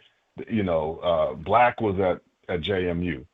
Those kind of guys play with a chip on their shoulder. And when you have to play them, they don't quit. They don't, you just can't say, oh, I'm going to, push you around and you're going to stop playing. No. And like I said, Fisher on defense seems to be the heart and soul, but they got a lot of dudes over there that just understand, how we're going to be physical. We're going to be tough. That's our DNA. And even if we get behind or if we're ahead, we're going to play like we have nothing to lose. And you better be ready to take this, this punishment we're going to dole out every single play. Yeah, the out-physicaling and out-toughing is probably the highest of levels of things I would never think I would see IU do to a team like Ohio State. And then you think about how often they got to Sand. They sacked him 5 times when he had been sacked just 6 times on the season. In fact, in their 2 toughest matchups, Oregon and Ohio State, they were, I think, responsible for 11 sacks in those 2 high-level games. And those 2 teams only gave up 25 sacks the entire year. And IU was responsible for 11 of them. That's pretty amazing stuff. And a guy like Mario Landino, who, 6'4", 284, out of Pennsylvania, he's looking across the way, and all those first-round supposedly guys on the other side. He's just a sophomore, still a young pup. But how many times not only did he sack and be involved, but he was also pressure and the run game. So I think, when you have dudes that, like, the thing that I like about this team that I liked even last year, more so this year, is that all 11 seem to be playing for each other. Like, the offense doesn't get on the defense. If they make a mistake, there's probably going to be some chirping at each other, more so like, hey, guys, look, if we battle each other like we do, let's not go out here and lose this thing against these guys that we're playing. And I think that's what you look at from that standpoint. But I just have to go back to it. When you come from a school like James Madison, like Aiden Fisher, when guys that transfer in, and you say this is the big time, and you've been able to play everybody and bludgeon everybody pretty much except for Ohio State. And, they struggled against Penn State, but Penn State we're starting to see now actually has some talent. They just didn't show it all the time, but be able to be more physical than the teams in your conference that everybody talks about, that gives you a lot of confidence. But I love what Kirk Cignetti said leaving that.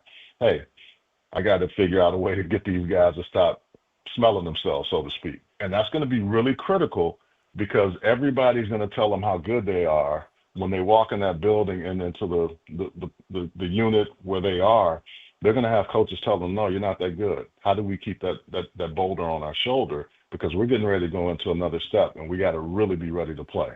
There's some amazing stuff. By the way, I thought one of the better players' individual performances that went a little bit unnoticed was Isaiah Jones defensively. Made some big plays, some incredibly long runs, and some track downs in that game that were necessary given the moments. And I don't think we talked too much about it. He's going to join us on the show later on this week, but I thought he had some big moments in that win over Ohio State Saturday. Well, hey, look, man, and I know some of those guys from those 87, 88 teams when they had Bill Mallory. They were some dudes you want to go in the alley with, right? I mean, even as they were older, I knew a bunch of them living in Indy, and I can always hear them saying, "Hey, it can be done down at IU, but here are the things you have to do." And so you can kind of see that. You see a bunch of tough guys that you walk in the alley with and not have a problem because they're gonna fight with you. They won't run from you. They're going to fight with you. And that's what you got to have when you want to be good in college football or any level of football, and especially in the Big Ten where and I'll just say this, I knew IU could play with Ohio State when I saw how Michigan played in the first half against them in that game before the Big Ten championship. I almost texted you when that game was happening because Michigan was pushing Ohio State around a little bit. They just didn't have a guy at the quarterback position yet who has grown up to understand how to get through that, how to fight through that next level when you have them down so you stay on top of them and you just pin them down. IU understood how to come back. They knew how to play in that game, and they knew how to stay close. When the fourth quarter got there, they were able to win that.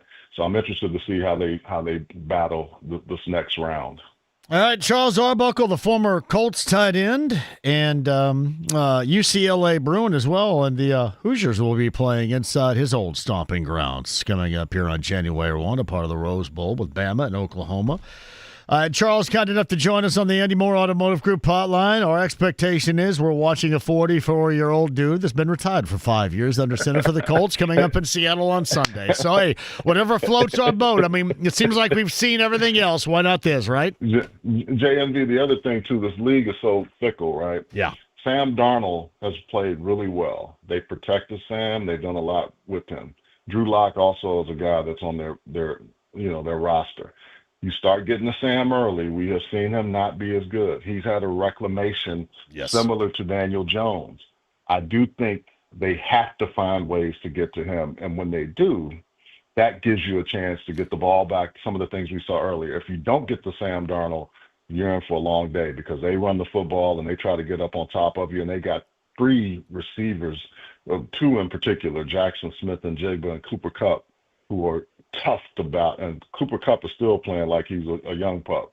So you better be ready to play this team, and you better start fast because if you don't, it's going to be a long day. Well, we're also thinking about this, too. Their secondary has been significantly compromised. We know about Sauce Gardner and Charvarius Ward and concussion protocol for a third time this year. So all of that leads to not good, but we shall see.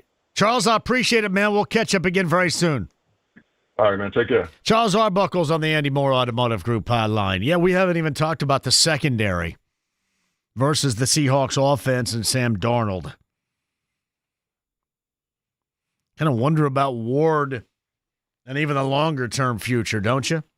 Yeah, by the way, Adam in Whitestown says, Charles, don't bring up Landino. He's our secret sauce. Such a stud. Big time on Saturday night.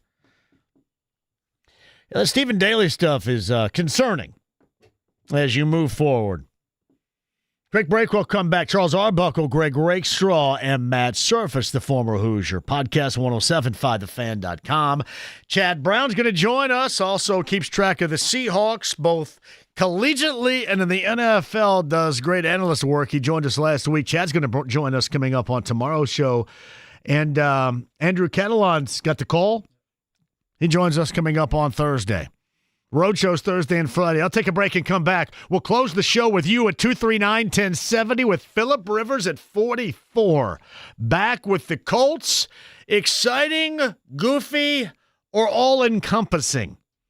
Your thoughts on that and more coming up next.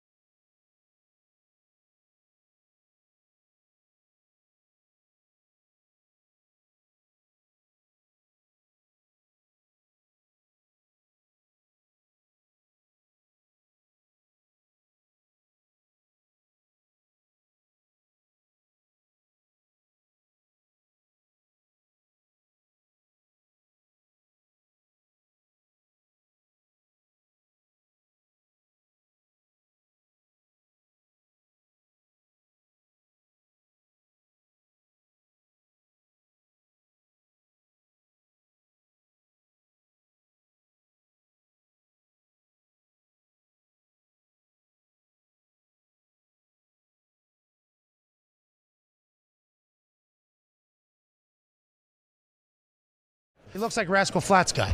Got a cool soul patch. He does, and a buttery smooth voice. Oh, yeah. 93.5 and 107.5. The Fan.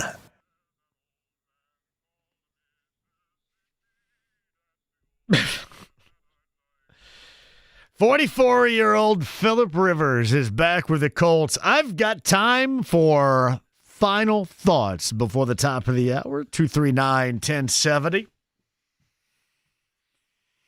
Expectation, you guys, for a start for significant playing time against the Seahawks coming up on Sunday. Should they do that? If Riley Leonard is available, should Riley Leonard play? Do you think this is a huge mistake, or, as many have suggested so far, is this incredibly goofy? 4:25 coming up Sunday afternoon in Seattle. The 10-3 Seahawks with a stifling defense.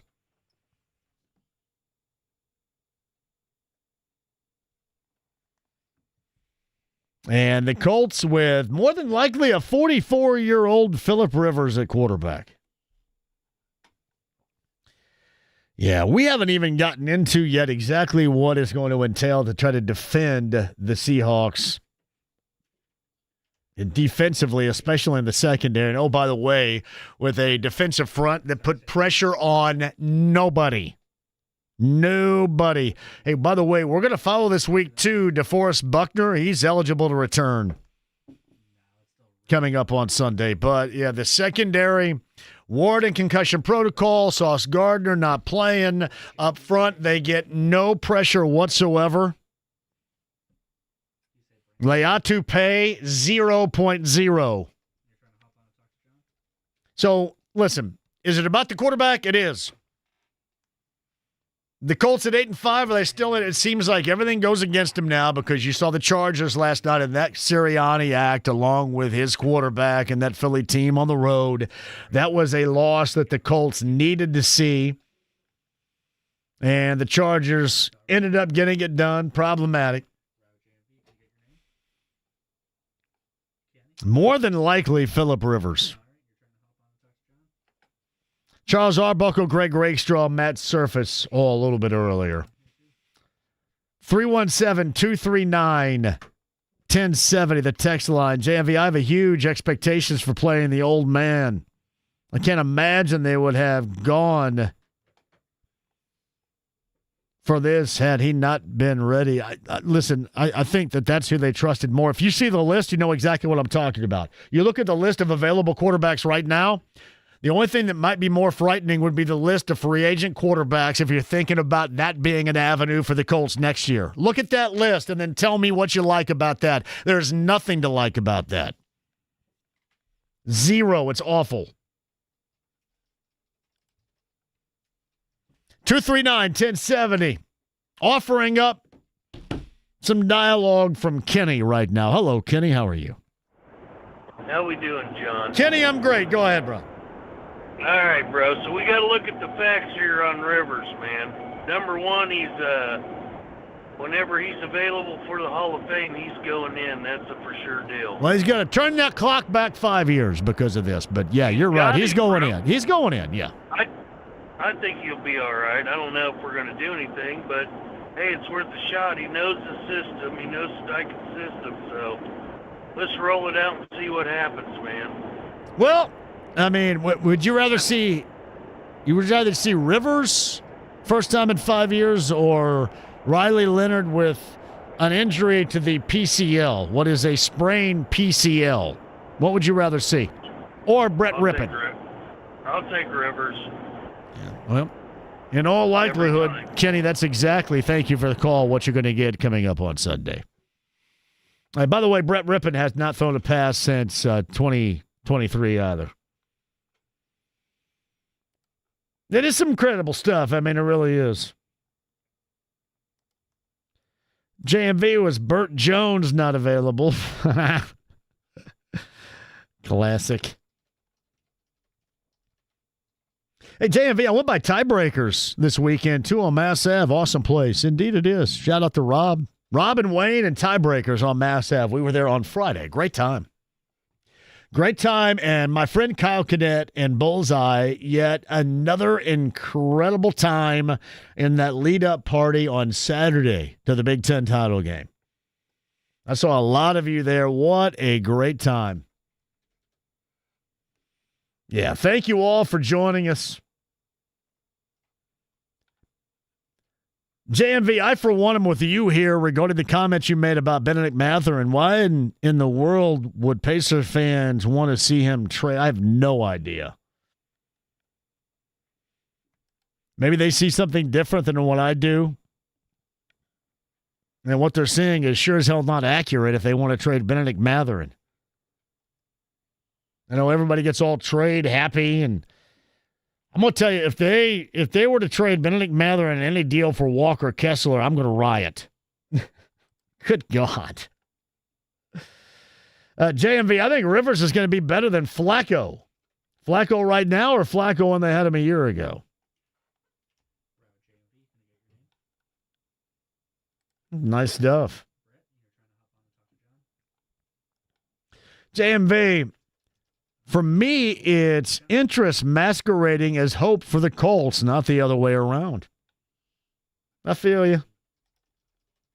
JMV, the Colts are absolutely going to lose their final 4 games and miss the postseason. You can book that. JMV, why not have Marion County Court sentence Mark Sanchez 2 months of community service, let him play for the Colts? He's only 39. You guys are terrible. Absolutely terrible. JMV, do you think there's any relevance to bringing in Phillip Rivers as a potential mentor to Riley Leonard? I will say this. There is zero reason, none, that I can think of right now that would make any sense on any level to sign Phillip Rivers after not playing for 5 years at the age of 44, setting back now his Hall of Fame induction eligibility. All of that to come be a mentor. Mentor the dude over the phone. Mentor the dude on FaceTime. Mentor the dude anywhere in a Zoom meeting. You are coming back to play. And you're coming back to play Sunday. Nothing else makes a damn bit of sense. Why else would you mess with it? Why would they jack with you? Why would you jack with them? The only reason anybody's being jacked with is to see this dude on the field Sunday. Sorry, nothing else makes any sense. Thank you for that text. Brett's next at 239-1070. Brett, welcome to the show. What's going on, JMV? What's happening, Brett? I got a couple things. Obviously, I know we're talking about Phillip right now. Yes. I'm still kind of in shock. I mean, I don't know why I shouldn't be. I mean, this has been however long, but when I saw that Phillip Rivers was working out, I figured it was one of those fake tweets.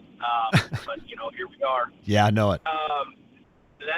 That's pretty interesting. I don't know. Do you believe in, like, bad omens or, like bad luck or whatever? Why? I think just being a fan of Indianapolis sports would lead you to believe in omens and bad luck by now, wouldn't it? I mean, that and just like, I just feel like this entire Chris Ballard era, I feel like he's got to go. I feel like there's no other option. Do you think he's the reason why all this crap happens everywhere else, too? I mean, hell, we all suffer the consequences. Maybe is he the problem? Well, I guess that's fair. But, in all reality, for the Colts in particular, it's just been a struggle. But my other point, I know we haven't talked about IU in a while, but, man, how about the Hoosiers? I have been going to games since I was a little kid, man. I mean, I'm only 30 years old. I remember going with my dad and my grandpa for all these years, my cousins, everything. I've never seen them win. And I bit the bullet, paid a bunch of money for the tickets. I had to take my dad to the Big Ten championship. Well done, buddy. What a magical moment. Well done. What a magical moment. I mean, unreal. Never will forget that, and I hope he doesn't. No, you know what? That was so special for longtime IU football fans that have gone through all of that, and I mean the highest level of losing. That was incredibly special on Saturday. It was great to see. Absolutely. Brett, thank you for the call. I appreciate that. No, seriously, there has been malfunction in the operation, guys. You know, I'm not suggesting that bad luck is the reason behind losing or the reason behind mediocrity, no playoff appearances, lack of success, quarterback crapola. I mean, yes. Has there been bad luck? Yeah. Have there been bad decisions? Bad execution of bad decisions? Yes.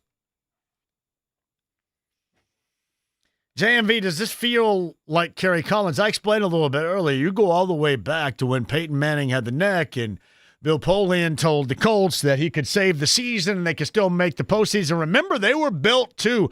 And the thought back then was you add a competent quarterback and you could get things done. Now, that was the beginning of the season, and they got Kerry Collins off his Nashville couch. He put down his guitar for a minute and came to play and sucked. And I mean big time sucked. Like not ready to do anything level of suck. And then we all know how that went. But no, it is reminiscent. But no, Bill Polian at the time, he sold the late Jim Irsay on you get this guy and we can still make the postseason. I'm assuming there's a lot of relatable to what was said to Carly Irsay Gordon about, well, this is what we can do. I think it's more, you don't bring Phillip Rivers in just because you're looking for any competent quarterback under center. You bring him in because you have this belief in him. I mean, hell, if you're going to bring anybody in to take snaps, bring in Taylor Heineke. And then he'll look great against your defense in practice because that's the only time he's ever looked great against the Colts defense. I mean, seriously, if you're going to bring in anybody, bring in Desmond Ritter. I mean, he was here back in the summertime in camp. Bring in anybody if you just want somebody there to take snaps. You're bringing in Phillip Rivers for a reason. Wendell, to close on the other side. 239-1070, the number. Back in studio with Chad Brown coming up on tomorrow's show as well. And then road shows Thursday and Friday. I'll explain coming up next. 93.5, 107.5 The Fan.